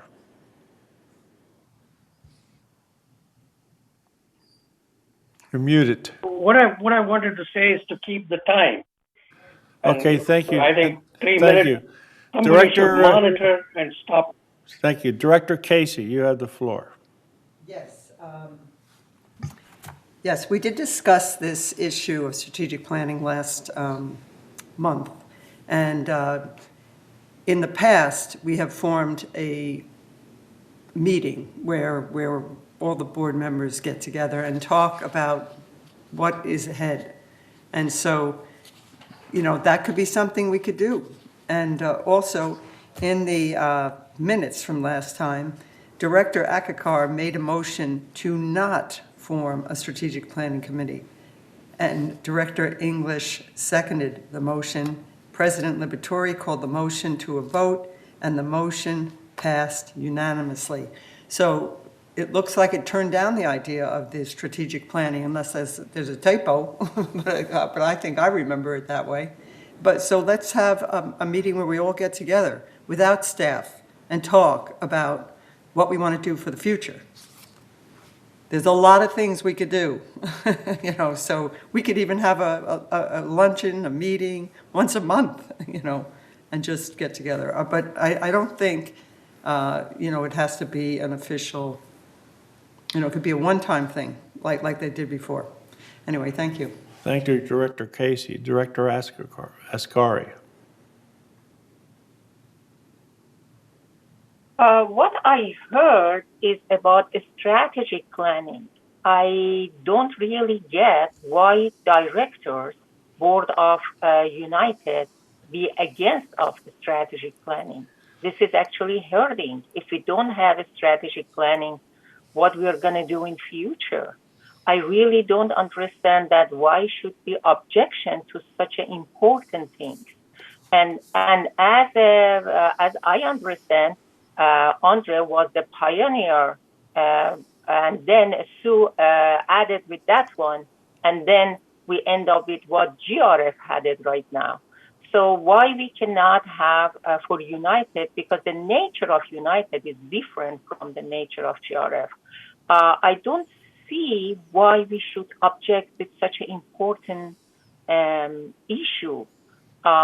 We need to think about 10 years from now, or 5 years from now, and then make a plan. As I said, I don't disagree that we should have some committee, and we should bring those ideas and then present to VMS with the staff or without the staff. Actually, with the staff is helpful because we might ask something and staff says no. That's why I am suggesting we should have this one. It is necessary. It is necessary. Thank you. All right, Director Blackwell. You're muted. I don't need this speaker. No, hold on. Director Blackwell, you're muted. Thank you. We did vote unanimously to have a day when all directors met together. All 11 directors' voices should be heard. That is what we want. That's what we voted for. We do not want to give over this decision to a committee. This is something that all directors should participate in. We should designate a section of a closed meeting. Our closed meeting may be in March, and designate the last hour or two of our closed meeting in March to doing this planning together, so that we hear from every director, not those who just shout. We must hear from everyone, and then we can vote on it and decide. We've done it before. We did it years ago in United, but several people kept yelling through the meeting, and so we didn't always come out with results. But we can try it again this time, and I believe, and everybody else voted for it, that everyone should be there. We are not going to designate a committee to do the thinking for us. Thank you. Thank you, Director Blackwell. Director Askari. That's exactly what I'm saying. We are 11 people. Strategic planning, it doesn't need to be a small committee, but all of us should decide where we want to go. That's better than having 2 or 3 people come together and say, hey, this is where we want to go, and then the rest of them not agree. So that's why I was saying we don't need a separate strategic planning committee, but it's a strategic planning decision made by all the 11 directors is what I am looking for. Thank you, Director Askari. And that reminds me, if you get out your Robert's Rules book, look up informal consideration, and that's where the whole board gets to be a committee, and there's no limits on how to discussion. So that's what I hear you saying. And anyway, thank you, Director Askari. Okay. May I speak? My hand is up. Yeah, okay, Andre, but this is your second time now, and you had 4 minutes the last time. Okay. Okay. So what happened at this point is that we all understand that we need a strategic planning because we are the owners of the money. Okay. We need to show to our members that we are responsible for their money. That is our fiduciary responsibility. It is very important that we share this discussion with the members rather than a closed meeting. Because in closed meeting, I have to guarantee you, people will come up with the idea that has nothing to do with strategic planning. We want everybody to see who contributed. This is not a contract. This is our goal. Okay, the plan needs to be done later on, but we need to set up the goal and take care of if we have a security issue, we need to address that. If we have a compliance issue, if we have a landscape issue, we need to address that. We need to let the members know that we are focusing on them. Okay, rather than a closed meeting, we shut down all these ideas and we go with things that are not what the residents want. When we talk in the public, then residents will reflect their opinion and share that with us. Then we are doing our job.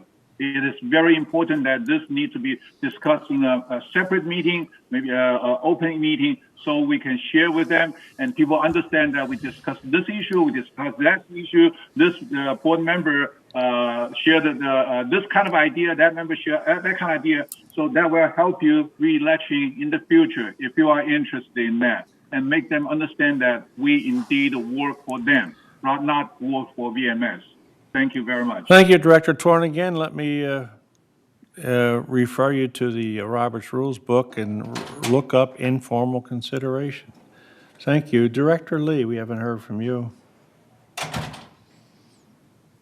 Well, I think it's a good idea to have all the directors get together and have a meeting. And I think it should be closed meetings because it's an discussion among ourselves. Not only that, we are not working against VMS.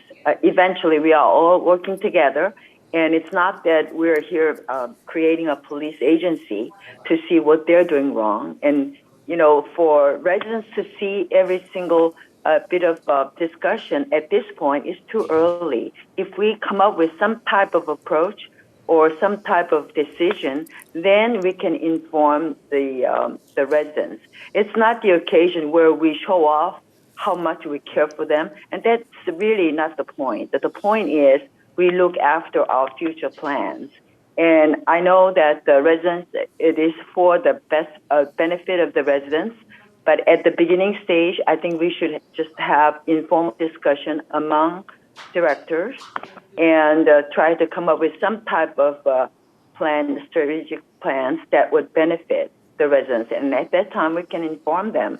But just to have a first meeting and open meeting in front of the residents, who's going to say what, and who's going to be for the residents, who's going to be for VMS, who's for against. And these things really don't matter, because our goal is to come up with one decision that would benefit us all. Thank you very much. Thank you, Director Lee. Director English. You're muted. Okay, now I'm not muted anymore. I agree with Cash because strategic planning should be done at the GRF level, and we, United, should give them a couple of directors to go on their committee, but we should not have a committee ourselves. If we have a committee ourselves, I've calculated, it might not be accurate, but an estimate would be somewhere between $4,000 and $5,000 for a committee. And why would we be opening up another committee when we've had such fun with these last ones? We don't need this committee, is my argument. Thank you. Thank you, Director English. Director Blackwell. Thank you. Thank you. This is not a matter for resident input at this time. The residents voted for each one of us. We do the work for them according to our bylaws and according to the Davis-Sterling Act. And direction is not given by the members for strategic planning. It is given by the boards and the staff. So we should meet together as a board, all 11 of us, each one of us voted in, and we should have a discussion of this. And it should not be open to the members. We can give them the results of what we think are the most crucial things that we need to do. And that's certainly fine. But to have 6,323 members giving their suggestions, or even 50 members giving their suggestions, would make the thing too big. So we should accept our responsibility and act as a board. Thank you. Well, thank you. But again, in informal consideration, it allows the board to function as a committee. Now, let me hear from our attorney on this, Mr. Beaumont.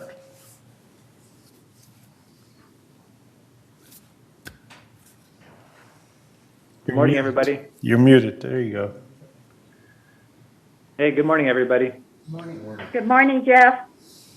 Typically, when the organization performs strategic planning, it's done by the board of directors. I've been involved representing communities for over 20 years, and many, especially large-scale communities, do strategic planning, if not on an annual basis, every other year. Especially when there's staggered terms and new board members come in. Sometimes it's just a review of the prior year's planning, just so everybody understands the direction the board wants to go and to make any adjustments on an annual basis. And it's typically done by the board, because the board is supposed to be in a policy-making position, high level, not in the weeds, not in the trenches with management on the day-to-day affairs, but high level planning for the organization's goals and setting goals that will be met at certain times with certain benchmarks, and then implement certain reporting requirements, and then that's funneled down to management to follow, and that's done through the board through a strategic planning session. Now, can the board create a committee to do that? Sure, but I recommend, and it's more standard, that the board does it itself. Thank you, Jeff. Andre, you have your hand up again.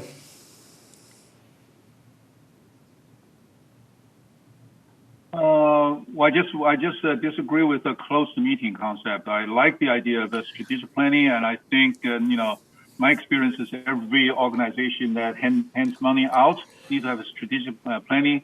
Even in your family, if you hand money out, you don't say, hey, I'm just going to make the decision. Okay, you talk to wife, you talk to children, and say, hey, I'm going to make this decision, making this adjustment. Can you any ideas? It's not just to say, I'm going to follow your idea, everyone's idea. That's impossible. Okay, but at least they are informed that we made these ideas, made these suggestions.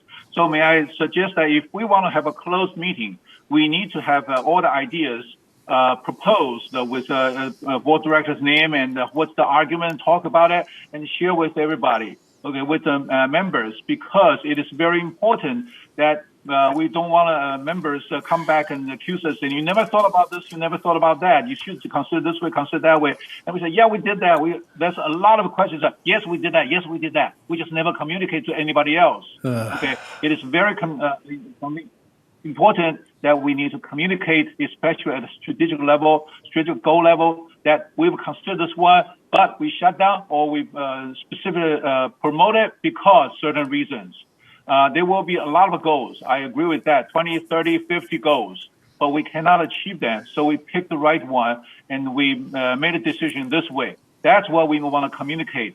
Otherwise, there will be rumors all around. Somebody's doing this for the personal interest, benefit, and that kind of thing. We don't want that.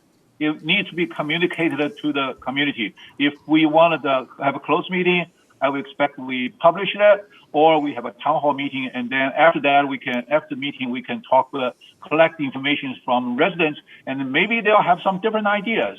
Listen to them. Okay, they vote for us. We need to talk to them. Thank you. Thank you, Director Torn. And again, this informal consideration is not necessarily for a closed meeting. It allows the board to function as a committee. All right, Director Ackrocar. Your hand is up. You're muted.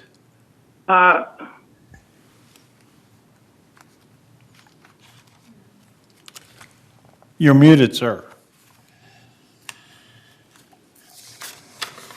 I didn't take my hand down, but Okay. I didn't have any question. I'll take it down. Thank you. Thank you, Director. All right, so new business, do we want to do this? What do you want to do with this, board? This is under item 13A, United Strategic Plan. Has it been brought out by directors? It's been voted down before. Do you want to send it back to committee? Are we making a motion? What are we doing? Can I make a motion that we have a strategic United Plan meeting at our next March closed door session, maybe towards the end of the meeting, for about 2 hours? We have such a meeting. So we have a motion forwarded by Director Ross. Could you repeat it, please? Yeah, that we have a United Strategic Plan meeting during the last 2 hours of our closed session in March meeting. Thank you. Do we have a second? Yes, I second. Director Casey is seconded. We don't need 2 hours to do that. Whoa. Now, again, we have a motion on the floor. It's been seconded. Now we're open for debate. Director Blackwell. I think we should not have a time on it. We just have that on our next closed session. It should be on the agenda, preferably near the end of the agenda of our closed session. Just start it then, and if we don't go for 2 hours, fine. If we go for 3 and want to keep staying, we can. But we just plan it for the closed session at a certain time or as soon as we're finished with the agenda. Thank you. Thank you, Director. I move to amend the motion to remove the time. You're amending. Second. You're amending the motion to revoke the time. So now we have to deal with that. All in favor? Will you state your amendment, please? Your amendment to the amendment. My amendment to the amendment is to remove the time limit for 2 hours. Remove those words. All in favor, do we have a second on the amendment? We have a second by second. Director Casey. Let's, we want to discuss this, removing the time limit. This is the amendment. Director Torn. Thank you, Chair. Okay, I just want to share with you my experience. No, we're voting on the my amendment to the experience. amendment now. Are you in favor of it? You Yes. for it or against it? Let me explain to you first. Okay. My experience, it usually was a 3-day retreat to talk about strategic plan. Okay. After the close meeting, today we're going to finish at 3 o'clock. Okay, 4 o'clock. And after that, if we talk about it, we are exhausted. We're trying to get out of the meeting. We'll do anything to get out of the meeting, as some board director has demonstrated that. Okay. So what we need to do is really come up with a separate time. Okay. I won't know for this one. I don't know where you got experience that a strategic plan can be done in a short period of time after 3 o'clock. All right. That's really a retreat project. It's usually we go to a separate place. We talk about the issue. If we want to go online, that's fine. Okay. Thank you very much. I just share with you my experience. Thank you. Director Cash Ackricar. We're voting on the amendment to do away with the time limit.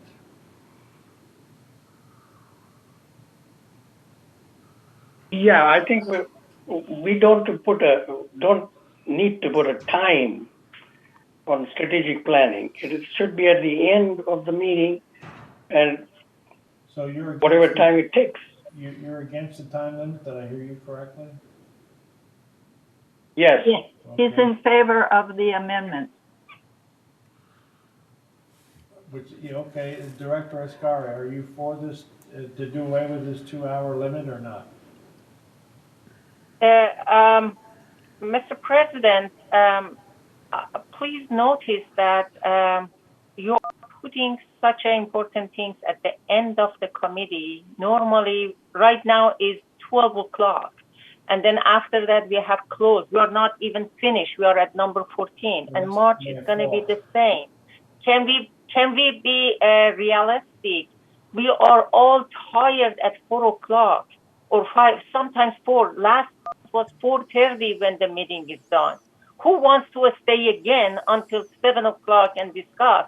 Can we arrange another by Zoom? Everybody can be their home and we are like this. We are going to talk to each other and discuss, but in a fresh mind. Director Askari, if we stay on point, we can get this over. Right now, we're doing an amendment to the amendment. Are you for it or are you against it? Well, I want to make amendment to the amendment that we make another day, not at the end. Please You only have one we amendment. all be exhausted by 4 o'clock. Are you for this or against it? I am against the time. I am against. All right, so you're against you're voting. You don't want the 2-hour limit. All right. Anybody else? No, I don't want to be at the end of the meeting. I want to be separate day. A separate day. Make it 1 hour. All right. Well, we're not. Don't you understand? We're not voting on that. We're voting on an amendment to the amendment. We wanted to have a strategic meeting, and then somebody amended it to do away with the 2-hour time limit. That's what we're considering right now.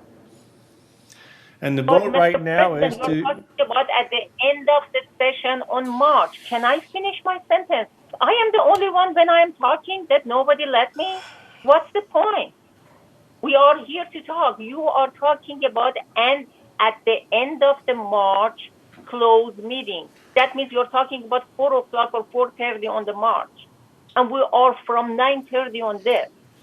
So please understand this is not realistic. Why? If we cannot see that one, what kind of a strategy we can have for the community? We cannot even see this one. I am saying please change the date. Please change the date to another day without be tired after 6-7 hours be here. Thank you. All right, so are we ready for the vote? And I believe we're voting to do away, the amendment to do away with the 2-hour limitation on this strategic planning. Can we have a vote, please? Want to call a roll call vote? Yes, we'll do a roll call vote. What is the date? Can you read it? What is the date? Still March. At the March meeting, the next March closed session meeting. But right No, I now we're am voting not on the active in the amendment to the vote. amendment. Right now, it's just the amendment to the amendment, to the The time motion. limit, the time limit. You vote one first, and then you go back to the other. Okay, Director Torn. Well, let's repeat the amendment so everybody knows what it is. We're trying to do away with the time limit of 2 hours, right? Yes, Yay, correct. Yes or no? Director Torn. I will abstain and vote no later. Director Askari. I don't want to be at the end of the You're out of first order. meeting. You're out of order. We're voting now. No. We're not giving sermons. Okay. Director Libertor. Yes. Director Lee.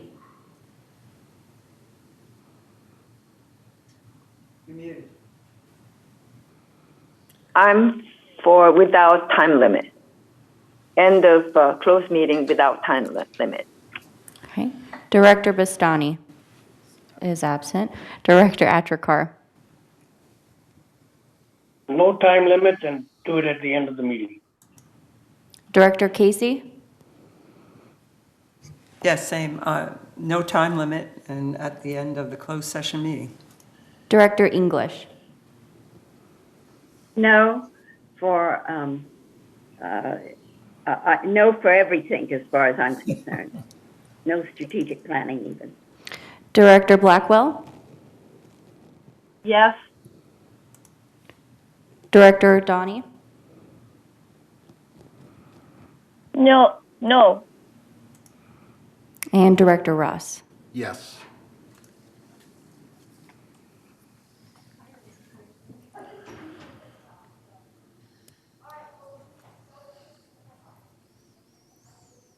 Okay, the motion passed 6-3. So the motion passed that there will be no time limit. Is that correct? So now we're on the main amendment to have a strategic planning. No, the meeting? main motion. Main motion. Yeah, the main motion to have a strategic planning meeting. Is that correct? Okay. All right.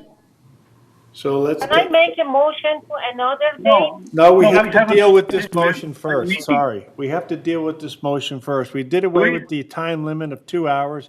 Now we're dealing with the motion to have a strategic planning meeting at the end of the March meeting. Well, you are putting together. Can you separate having a strategy, but not at the end of? You are not listening to us. I am listening to you. You're not listening. We have a motion. We just voted down an amendment.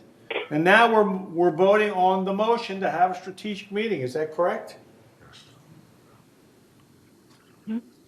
No, Yes. we have already decided that we will have a strategic planning meeting. We voted No. on January 11th. It's just that when we're going to have the strategic planning meeting. We are voting and on the Ross, fact, you're out of order. Because you're out of order. I'm not Yeah, out of you're order. out of I'm the order. chair here, and I'm running the meeting, and you'll listen. We had a motion on the floor to have a strategic meeting at the end of the March session, and then somebody put an amendment to the motion to make a 2-hour limit. We defeated that. Now we're back to the original amendment or motion. You have no How clue we what can, I'm talking Mr. President, change the date? Can we make a new amendment? Can we vote on the motion first? Can we vote on this? Can we follow procedure? We just did away with the amendment. Now the amendment to the motion has been defeated. Now we have the motion. Vote it down if you don't like it. It's legal to have another amendment at this point. date. The date is important. It's legal to have Higher. another amendment. Director Read Casey. the Roberts rule. Director Casey.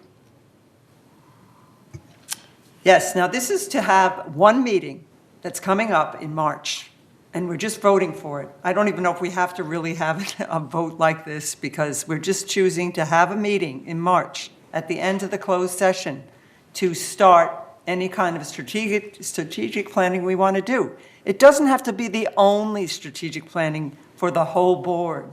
It could be a series. We might have another one again in a couple of months. So it's just a start, and, I think the best We thing are is to have tired it. at 4:30. Listen. Can you get it? Listen, wait a minute. I have the floor. So we are going to do it in a closed session, because then we can come back and talk about, what we've decided or what we want to do. So this is a good thing. It's a good thing, but you see, we can't always have all these arguments and grandstanding to get, attention. We just need to conduct business. Have you conducted business before? We need to conduct business. So anyway, that's what I'm saying. So let's vote. All right, I think we're ready for the vote on the amendment. And Lenny, do you want to put your amendment again? Amendment is to have a United Strategic Plan meeting at the end of our March closed door meeting next month. All right, let's take a roll call vote. Can I make a clearer statement on that, better statement on that? We are not having a strategic meeting on that after closed meeting. We are schedule a closed meeting, the scheduled strategic meeting. We are already approved the strategic planning meeting. We just schedule it. We are not having approve a strategic planning meeting. Because if it's defeated, that means we have no strategic meeting anymore. Would you repeat the amendment, please? The motion? Repeat the motion so we all understand what the motion is that we're voting on? Again? So the motion that No, you don't. You're out of order. I'm not asking you for the motion. I'm asking for the motion proposer. So we're having a United Strategic Plan meeting at the end of our March closed session meeting next month. All right, roll call vote, please. Director Ross? Yes. Director Ardani? Yes. Director Blackwell? Yes. Director English?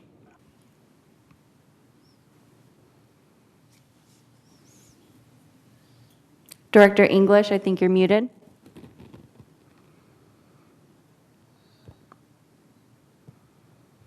No. Thank you. Director Casey? Yes. Director Atrakar? Yes, and after this, we are going to Pat's English's home for the whiskey or whatever, champagne in the back. Director Lee? Yes. Director Liberatore? Yes. Director Askari? Not at the end. No. And Director Torn? Assuming that what they said, meant is have. Yes or no? Is have means I'm interpreting in a different. I have a different interpretation. Okay. Yes, Please no, or don't abstain. just Yes, interpret no, it or one way or abstain. the other. Yes or no? Come on, let's get done with. If it's a scheduled meeting on that day, yes, I approve. If it's having a meeting you, or Director no, Torn. not having a meeting at all, then I say no. Well, what's your vote? I said yes. Yes, If okay. assuming it's a scheduled meeting, if everybody agrees All right. it's just a scheduled meeting, Staff, I what's say the yes. count there? Carla, what's the? Motion passed 8-2. All right, the motion passed. And the motion is to have a strategic planning meeting after our March closed session meeting. And I have one question. Jeff Beaumont, are Are we abusing this closed session stuff with this? This is just a plan, right? There's no money, there's no award to contract. For purposes of conducting a strategic planning meeting, Yeah, does that qualify That- for a closed session? yes, it absolutely does. It doesn't have to be done in closed, but more often than not, strategic planning is done in closed because through that planning, you're discussing many topics that fall within the executive session categories, like personnel matters, staffing, contracts, negotiations, legal matters. Typically, I participate at least in a portion of it. So it's definitely appropriate. It doesn't have to be, but it more often than not is.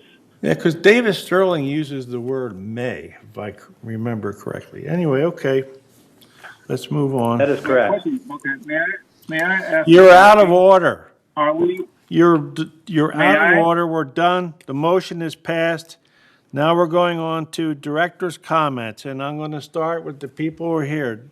Director asked Casey the- first. You asked the question. You're out of order. I asked the question. You're out of order. We're past that. You asked the question. It's not. We're all- on director comments now, and we're going to start with Director Casey. Well, I was just going to say, the committee reports would. Put your mic. This is directors, okay, directors. Yeah. My comment is, we're getting a little bit better. I mean, anybody who watches our board meeting, they're very disturbed. So we're getting a little bit better. We have to conduct business correctly, not all this off track. So anyway, that's my comment. Thank you. Yeah, one of the serious issues that we have to get our hands around is this insurance issue. It's a problem that if it doesn't get resolved, there's people like me who won't be able to move into Laguna Woods. And it's 4 years or 6 years ago, when I moved in, I borrowed money from NCB, was able to move into a beautiful co-op where we now live. And it's necessary because if we really want to uphold the values of our properties, there's about 1 out of 4 people that finance their co-ops. And we're basically saying to those people that you could no longer buy a co-op, you're going to have to buy a condo or look elsewhere. And so basically they're SOL, out of luck. And I think it's necessary because if we really want to uphold the values of our co-ops, we really have to find an answer to this insurance problem. And we need to work with staff, work with insurance companies, and find the best answer. That doesn't automatically mean that we're going to be raising our HOA fees by $100 a month as Third did. But maybe there's other alternatives. Maybe there's other options that we're not considering. And it's an important issue. And I, for one, would like to be on a committee if a committee does get set up to resolve this issue, because I think it's of dire importance for our community to come up with some solution for this problem. Thank you. Thank you, Director Ross. Now I'm going to go to the monitor, and I'm going to go left to right, first row, and left to right, second row. And the first one up is Director English. Director English, do you have some comments? You're muted, please. Unmute yourself. Make sure your microphone is on. I don't think they heard. Director English, I'm going to go left to right on the top row and left to right on the bottom row. Director English, do you have a comment? I sure do. Can you hear me? Yep. Yes. Yes, you can hear me. Okay. This is what I've been trying to tell you all day. The city is having a meeting, a city hall meeting tomorrow at 2:00. It's really essential that as many people get over there as possible. The subject is an 812-page report, and it is for rezoning a lot of the properties near United. For example, the church, the Catholic Church there has a lot of land for parking, and so does the restaurant there. And there are many places like that they are going to be rezoning if we don't get after them and tell them, no, we don't want that. They're going to try and put 1,000 extra units, and I don't mean united units, but I mean anywhere to live units. And they're going to be all over the place. The traffic is going to be horrendous, and it's something you should all be very, very concerned about. Because another thing that will happen is that the value of our properties will certainly go down. So please, please consider the importance of this and attend that meeting tomorrow at City Hall at 2:00 and make some comment. The number is 7.1 and it goes all the way up to 812 pages. So I'm sure you've got some comments there you can make. Thank you very much. Bye-bye. Thank you, Director English. Director Askari. Thank you. Well, I wrote my comment last night, which actually was matched with what two of the residents mentioned, because it's a lot among residents and especially posting next door. One attractive advantage of living in Laguna Woods Village is that this community is gated and it is a safe place to live after age 55. These days, there are complaints by residents about how our fences in some parts alongside of El Toro and even near golf course are broken, or some are so weak that anyone can jump over it. This might be related to many posts in Nextdoor about theft in village. I am asking if possible, Siobhan make a special effort and ask for a report about all fences around the village for the sake of safety of our residents. And would be great if she shares the report with us in the next meeting. I would like also to add, if it is possible, please, all, especially president and all directors, be fair and let all directors talk exactly the same way, not interrupt one person, and then let the other person, favorite one, talk a lot. Please let this board be a fair place. Thank you. Thank you, Director Askari. Director Cash-Akwikar. Yeah, I agree. It's important we go to that meeting tomorrow. I definitely plan on being there at 2:00. It's something to do with our future of the co-ops, I think. That's my comment. Thank you, Director Akwikar. Director Lee? Hi. Over last 2 weeks, I've gotten some emails regarding the trash pickup, and they were having hard time finding recycle bins or their trash is not being picked up. I have communicated to CR&R, and they were pretty quick responding to these problems, and they informed me that they will go by phase 1 and phase 2. Now they're finishing phase 1. They'll be having a weekly meeting with BMS, and in phase 2, they're talking about providing more recycle bins and, around here. So I'm looking forward to see more improvement. And I am also very concerned about the safety that Director Askari had mentioned, and I think that should be taken very seriously. Thank you. Thank you, Director Lee. Director Blackwell. Thank you. Thank you. The MNC fencing is on the project log. It will cost United extra to go faster. So that will definitely be a financial problem that will come before finance and the board if we decide to increase the speed, or maybe we can adjust who gets fenced first rather than increase the speed, but that will be that it's on the project log for United. It's been on there for 4 or 5 years. The loans, CAI and the village sent out an email one time giving us phone numbers to call and contacts to make so that we can give the loans again. We can't make any decisions for United for or against that because we have to always stand in first place. But we can certainly contact the state to see if we can give that insurance a second look and give us a benefit. And the third point is, I was really disappointed today to hear that agreement with staff is most stupid. And if you agree with staff, you are a rubber stamp.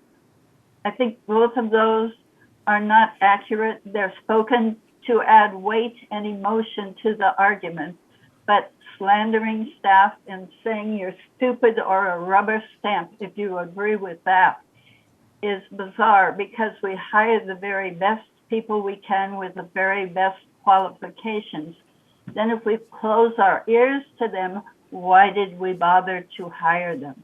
They are an excellent group, but we should never refrain from a question, but don't slander staff. Thank you. Thank you, Director Blackwell. Director Ardani.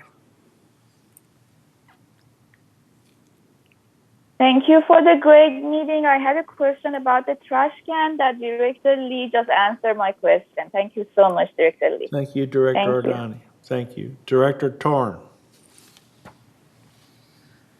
Yes, I'm looking forward to VMS to provide us the work request KPIs so we know how bad situation is or how good situation is, improvements or getting worse. Okay, that's within our responsibility to make sure residents and our members have a better life today. If that's constantly increasing, we need to focus on that. The second thing is about the fence priority. We need to have flexibility. If there are certain areas that get hit hard because fencing issues, we need to jump on that and solve that problem rather than just say, we have a plan. You're the next one. So sorry, wait until the next time. Let's just jump on that. If everybody's had a complaint about, we have a problem here, we have a problem there, then we have the board has a problem that says, yes, we need to probably put more budget in there rather than say, we have a plan and we're going to follow the plan. Okay. Following the plan. That's the most important thing is that, as we said, trust but verify. We trust the staff, we trust them, but we want to verify if they are doing their best or if the residents, our members are taken care of properly. So we need to verify. If we don't verify, we just say, there's a plan, there's a plan. You should just, everybody should follow the plan. Then we are not verified with the residents. We are not for the best interest of the residents. Okay, we may need to shift other priorities to provide the fence more budget so that we can take care of that. It is very important that we trust but verify. If you don't know how to verify, you are just a rubber stamp. If you just approve everything without verifying whether residents benefit from it or not, then we need to look at it and say, we should, that's our job, is to make sure they are doing their best. And Lenny, I really appreciate your proposed insurance issue. That is definitely a strategic plan. We want to look into that. And thank you very much. You have the experience in that, and you've done that before, I'm sure, in your career. So that is the way to come up with a strategic plan, is everybody come up with, based on their experience, what they have done in the past, the best practice. And if you see that it's not done right here, exactly the same way that the best practice here, then it's time to bring it up and say, hey, I did it differently. Okay, why can't we do it that way? And also about GRF. Yes, GRF has a different, has a strategic planning committee. GRF has a different goal. They don't have a large landscape situation, and their landscaping situation is about the gate and clubhouses. Our landscape issue is about our community. That is a different issue. Okay, and they have worked with MSC committee, but their MSC committee is about clubhouses. not about houses. We have different goals. That we have to recognize that. And for the benefit of our residents, we need to look at it from their point of view rather than from GRF's point of view. And we need to work together so the budget will be evenly distributed. And that's why I've been proposing on one budget concept. We need to work together and prioritize that so we don't just let GRF say we have a strategic plan. It's all on the clubhouses. We'll take all the money, and then whatever left is our money. We need to pay attention to that. The strategic plan need to work together, and we need to negotiate on that. Thank you very much. It is a very interesting discussion. 7 years ago, I proposed a strategic plan. Nobody understand it. Okay, I'm glad that people are beginning to understand it. We are the owner. We need to make a decision. We just say, take the money, do whatever you can do the best. We trust you, we trust you, and we don't want to verify anything. Okay, thank you very much. Thank you, Director Torn. Number 15 on the agenda is committee reports. We'll have ask the Director Askari to give us a report on the Finance Committee's findings. Thank you.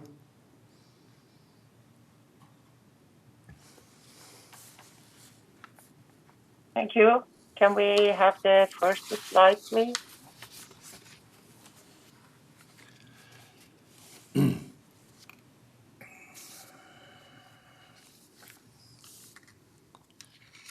Thank you.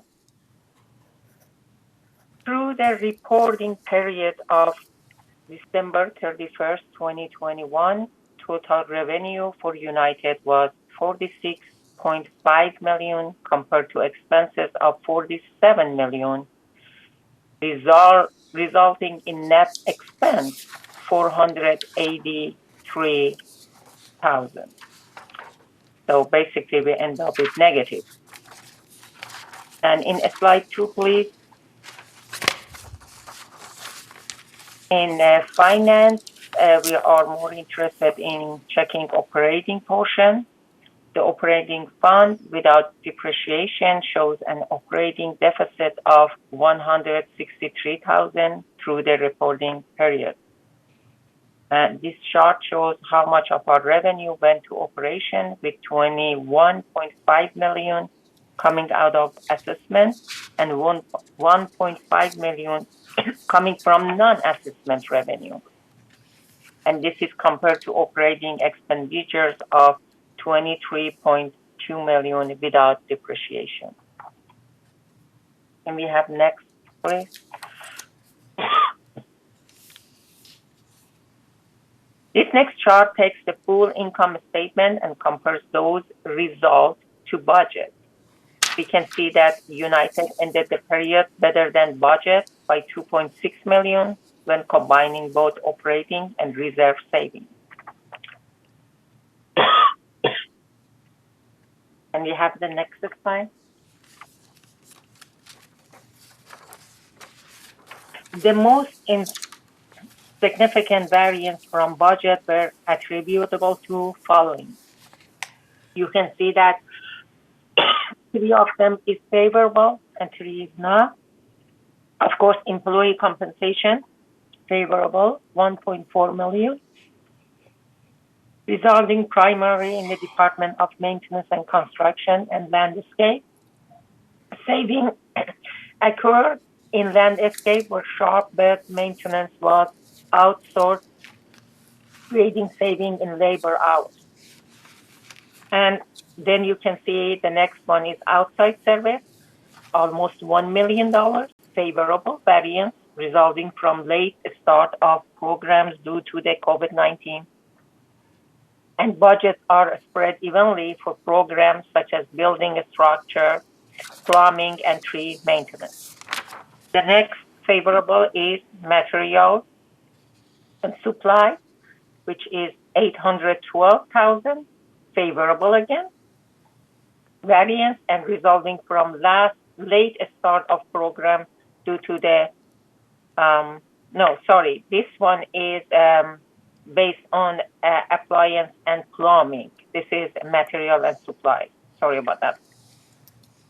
And you can see that the legal fee is the last one with 172,000 favorable variance, resulting to lower expenditures to date than anticipated.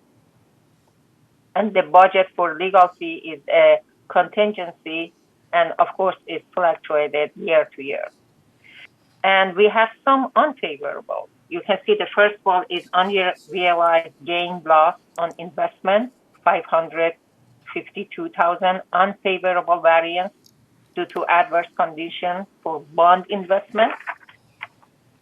The second one, of course, is very familiar for everyone, is insurance, unfavorable, 225,000, and unfavorable variance due to higher premiums for property and casualty insurance. And the last one is utility and telephone with 221,000. Again, is unfavorable. And budget was based on a 5 years average of water consumption, which was estimated at 488,000 cubic feet. Well, you can see that didn't go for this year. So if you go to slide 5, please. On this pie chart, we show non-assessment revenues and to date of 1.7 million, excluding the unrealized loss on available for sale investment. If you include the unrealized loss on investment, non-assessment revenue total would be 1.2 million.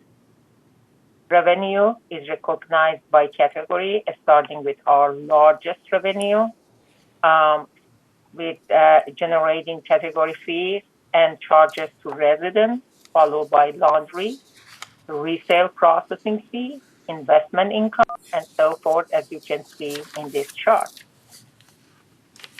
Can we have a slide 6, please? On this pie chart, we see the expenses to date of 47 million, showing that our largest categories of expenses are for employee compensation, property and sales tax, followed by outside services, utilities, insurance, material, and supplies, and so forth. And of course, at the upper right corner, we show a breakout of the utility category that you can see. And if we have a slide 7, thank you. On this slide, we see the same expenses, but excluding property and sales tax, because that's different. We collected from residents and we just passed to the city. I wait a few seconds so you can see this one, and we can move to a slide 8 after that. Our fund balance are shown here. You can see the fund balance on December 31, 2021 was 1.1 million. Contribution and investment revenue total was 741,000, while expenditures were a credit of 1,000. The reserve fund balance on December 31st, 2021 was 19.3 million. Contribution and investment revenue collected total 10.5 million, while expenditures were 11.3 million. Property taxes fund balance on December 31st, 2021 was the net 666,000, and contribution and investment revenue collected total 12.1 million, while expenditures was 12.2 million. That's why the net of 66,000 was negative. So slide 9, please. We compared this historical fund balance for the past 5 years on this chart, which has average of 21 million. You can see that little line, darker blue line. We are almost a little bit below that by end of 2021, which is the first one compared to 2019. And the last slide is slide 10. We have a slide here to show resale history from 2019 to 2021 through December 31st, 2021. United sale totaled 508, which is 175 higher than prior year for the same time period, which is a good news. The average year-to-date sale price for United Mutual was $281,000, which is 24,000 higher than last year for the same period, which both of them are very, very good news, and we look forward, just keep going that way. And that was my report for the finance. Back to the president. Thank you, Director Askari. Now the report on the Architectural Control Standards Committee. I headed that up. We just have one approval that we already covered on the consent calendar. And our next meeting will be on February 17th at 9:30 a.m. In the boardroom. All right, and it'll be, for right now, be virtual. And now the next committee is the Member Hearing Committee. Director Ardani, do you have a report on your committee?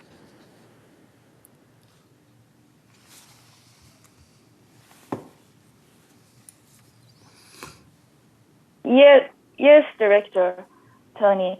We had a meeting on January 27th at 9 o'clock. We had a few residents.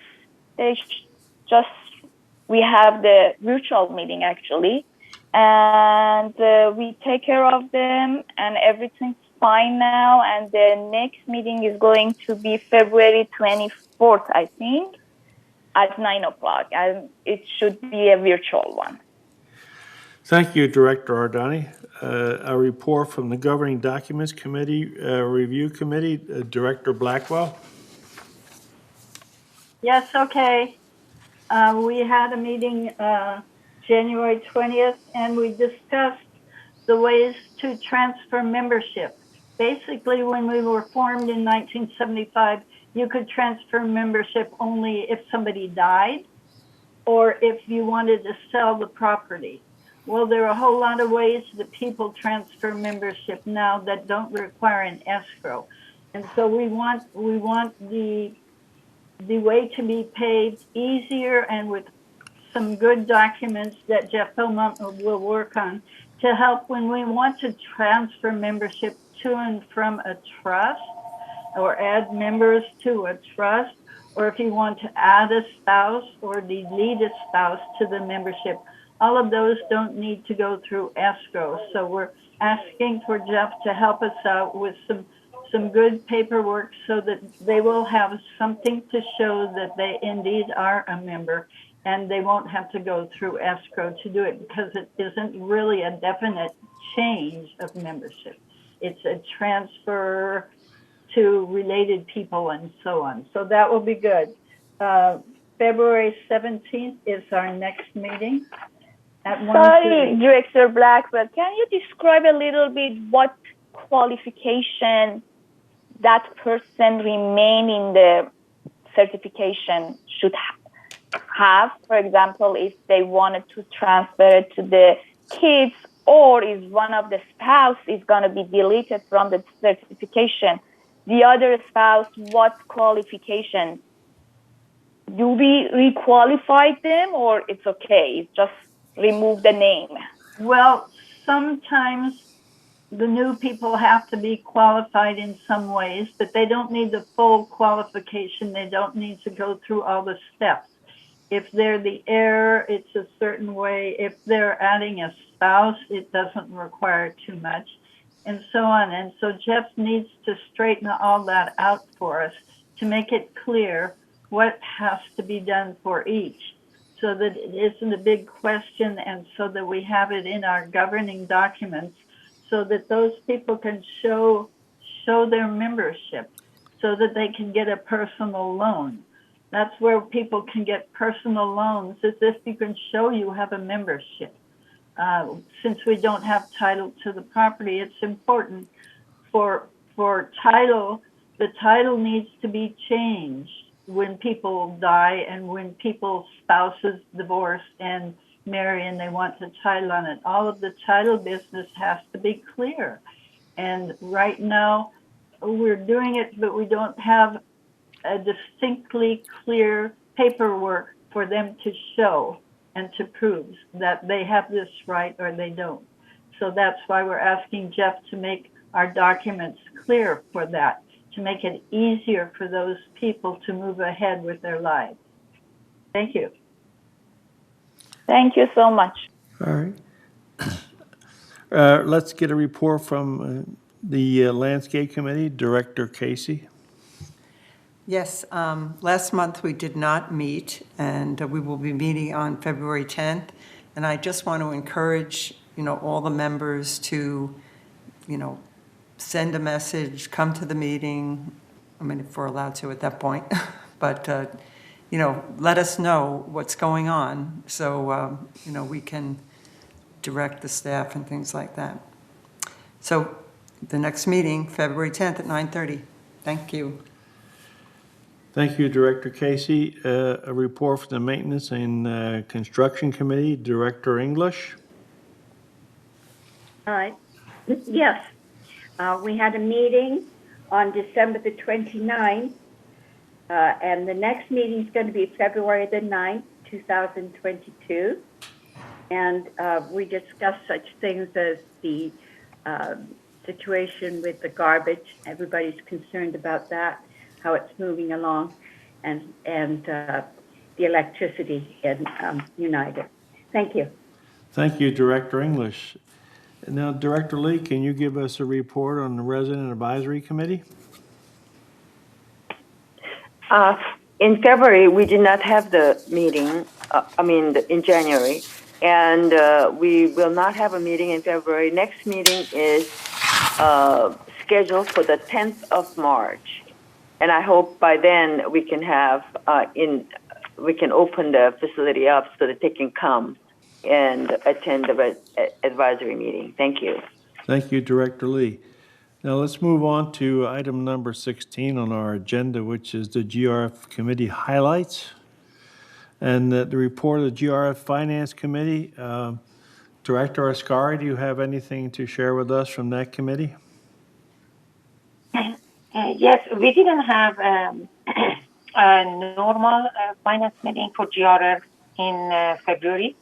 However, there was a special meeting, and in that meeting, they discussed about this proposal of the cloud-based enterprise resource planning system for up to $4 million over the period year of the 2.5 year, which is coming. And that was basically the main things for that special meeting. So it wasn't a normal meeting. Yes, it's going to cost $4 million for residents for this moving cloud to the cloud base. The next meeting is at 1:30 p.m. in the on February. Thank you, Director Askari. Thank you. February 16th. Okay. Thank you. Okay. Report of GRF Strategic Planning Committee. Director Torn, do you have a report from that committee? No, I have a question about the IT, the expenditure for the IT, the selection of the HOA software implementation. I think it's way over excessive, the amount. My experience in the past is that it's no bigger than $1 million. I don't know why we have $4 million. And this company doesn't, I don't know what their ERP implementation experience is.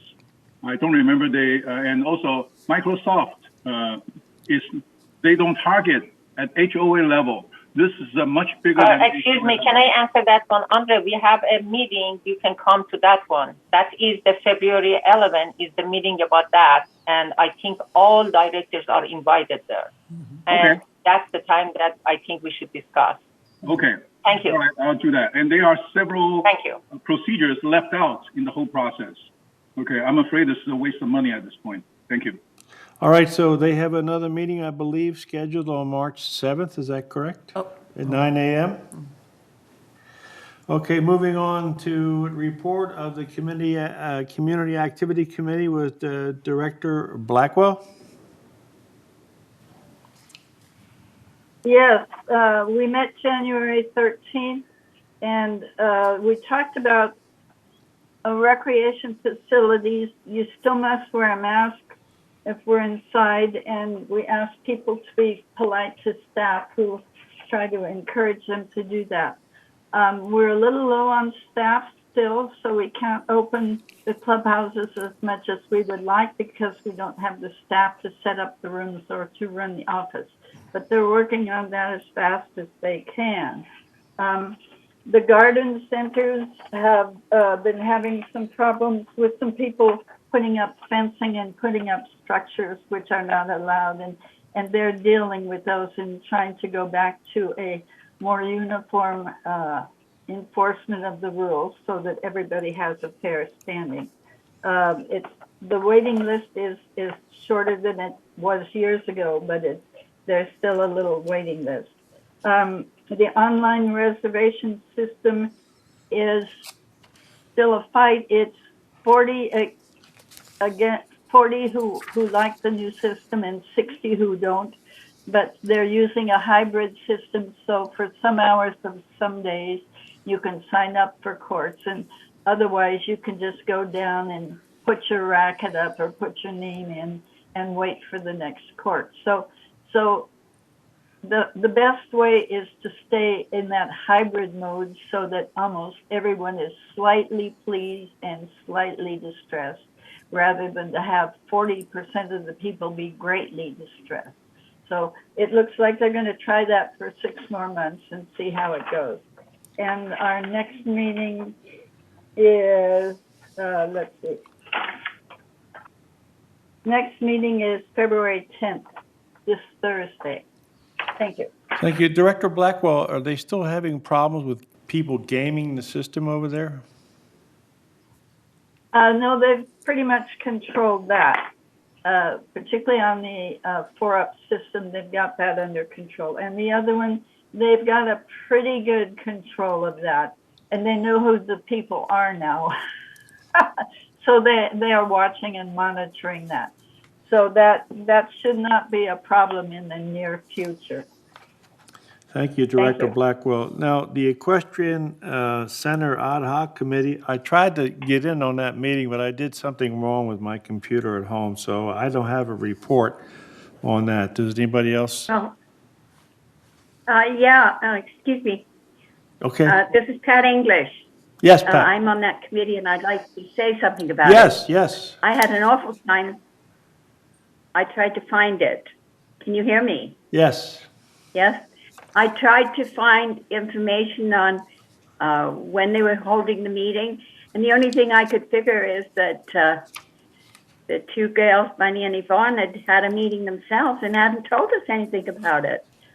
I don't know. I hope that's not true, because it's very important that all the people who are involved in these various committees are notified that there is going to be a meeting.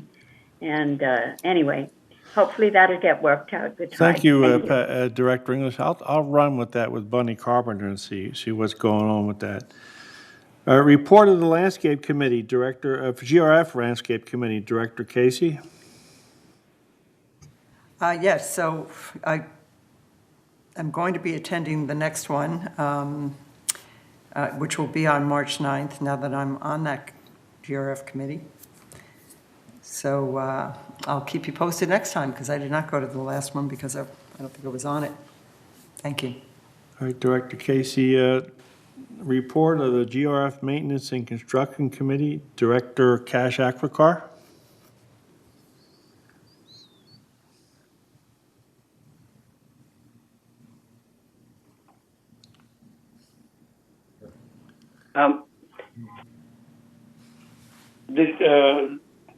The meeting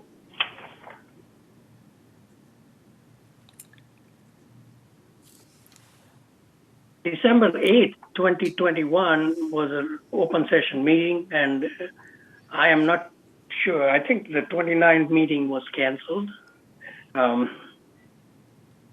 The discussion items were Southern California charge ready application status, moving of the bus benches to improve pedestrian movement, resident services space plan, a PowerPoint presentation was made, and a building E feasibility study was shown, and a golf driving range turf discussion was done. That's all I have to report. Thank you, Director Ackroyd. On the clubhouse facilities ad hoc committee, Director Casey, do you have anything to report? Yes, we had a very good meeting on January 28th at 1 o'clock, and we discussed items that have been brought to the attention of the ad hoc committee, which are the drop-in lounge sound barrier, because there's been complaints at the drop-in lounge that it's too loud for the neighbors there. But so they took all the different suggestions from the staff, and you know, we watched a PowerPoint presentation. Clubhouse 2, a meeting room sound attenuation was discussed with different comments and solutions for people that work with that kind of equipment. Clubhouse 1, window measurements, RFP was discussed because we need to measure the windows because they're not standard. And so that's out for a bid. And the Performing Arts Center continued interior space beautification project. So they're looking at Clubhouse, you know, beautifying it, not changing the structural components, but beautifying it. And staff has a report of what they suggest. And Debbie Dotson is looking into an interior design consultant.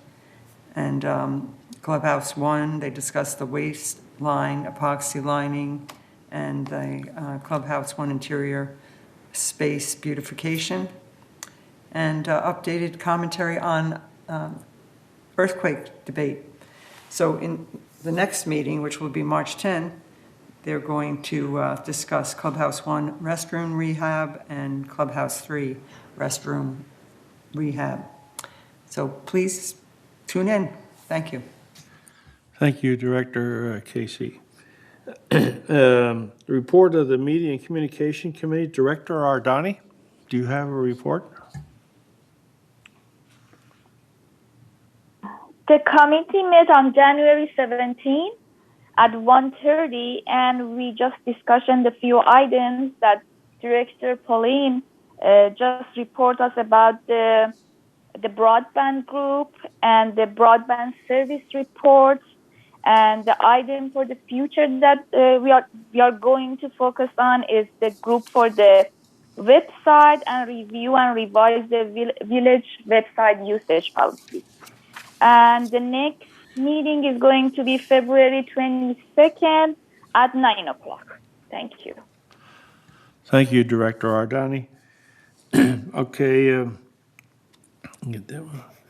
Do we have a report on the report on mobility and vehicles? Yes, I was there. Mr. Bastani was not there. Okay. We had a discussion. The contract with Agewell is in the works. GOF had a town hall on Zoom, but it was really very difficult to conduct, and communication wasn't very good. So they are going to hold a better town hall before they finalize the contract with Agewell for the bus service, and they want to explain fully to those people what will happen. It should be an improvement for everything. There are, in 2021, there was an average of 5,300 trips per month. There are about 390 to 400 regular users who are on the bus regularly, constantly. But 5,300 trips was up, so it's increasing very slightly. They're not going to be doing the destination shopping trips right now until March, when they get the clearance for the okay for that. It's all going well, but they need a good town hall with the all the riders that usually ride so that they can get their opinions and what they're concerned about. And so GRF is going to try again, and hopefully it will be smoother and more successful now that everybody knows how to do it. So we're meeting again on April 6th at 1:30. Thank you. Thank you, Director Blackwell. Do we have a report from the Security and Community Access Committee? Director Bastani's not here. Has anybody else got a report on that? No? Okay. Their next meeting, according to my paper, is February 28th, 2022, 1:30 p.m. in the boardroom, and for now it's virtual. Laguna Woods Village traffic hearings. Director Ardani, do you have a report for us from that committee? Yes, the committee met on January 19 at 9 o'clock, and we had few violations. Some people failure to obey stop sign, speeding, and they parked on wrong direction. And the next meeting is going to be February 16 at 9 o'clock. Thank you. Thank you, Director Ardani. A report from the Disaster Preparedness Task Force, Director Casey. Well, we met on the January 25th, and we're meeting on March 29th at 9:30. And we're looking for building captains or good neighbor captains. One of the things that was brought up is that training, you get some training as to where certain things in the building are, like the water shut off or different things that could be helpful. So it's nice to have somebody who's aware and that can tell their other neighbors about it. So could be a fun group. So to be involved and get to know your neighbors. Thank you. Thank you, Director Casey. And the last committee report, Information Technology Advisory Committee.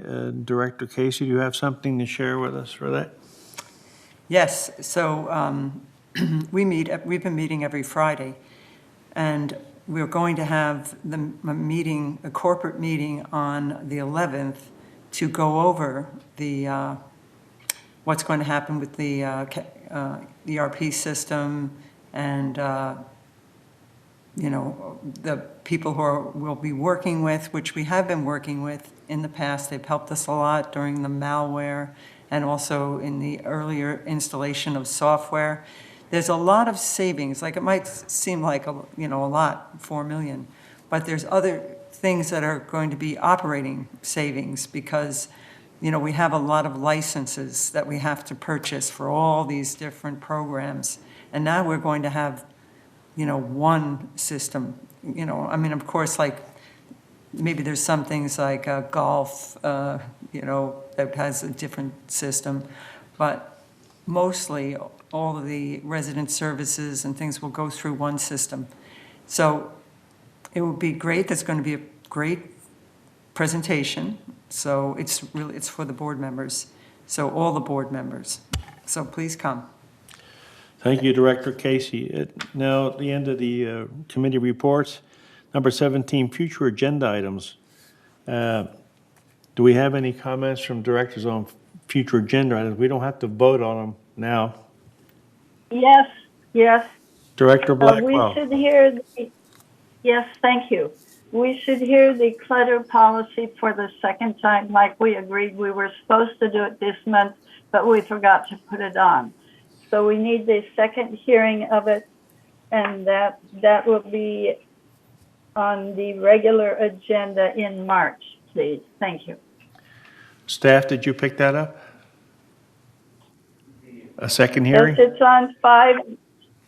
it's on 5B of page 7 of 10 of the minutes of the last meeting.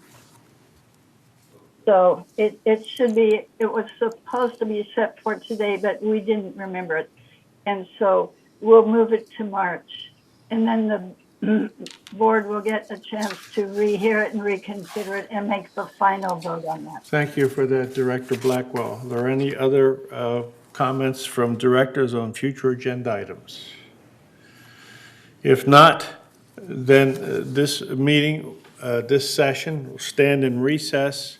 And since I'm diabetic, I need to get some food. We'll reconvene the closed session at 1:30. Thank you.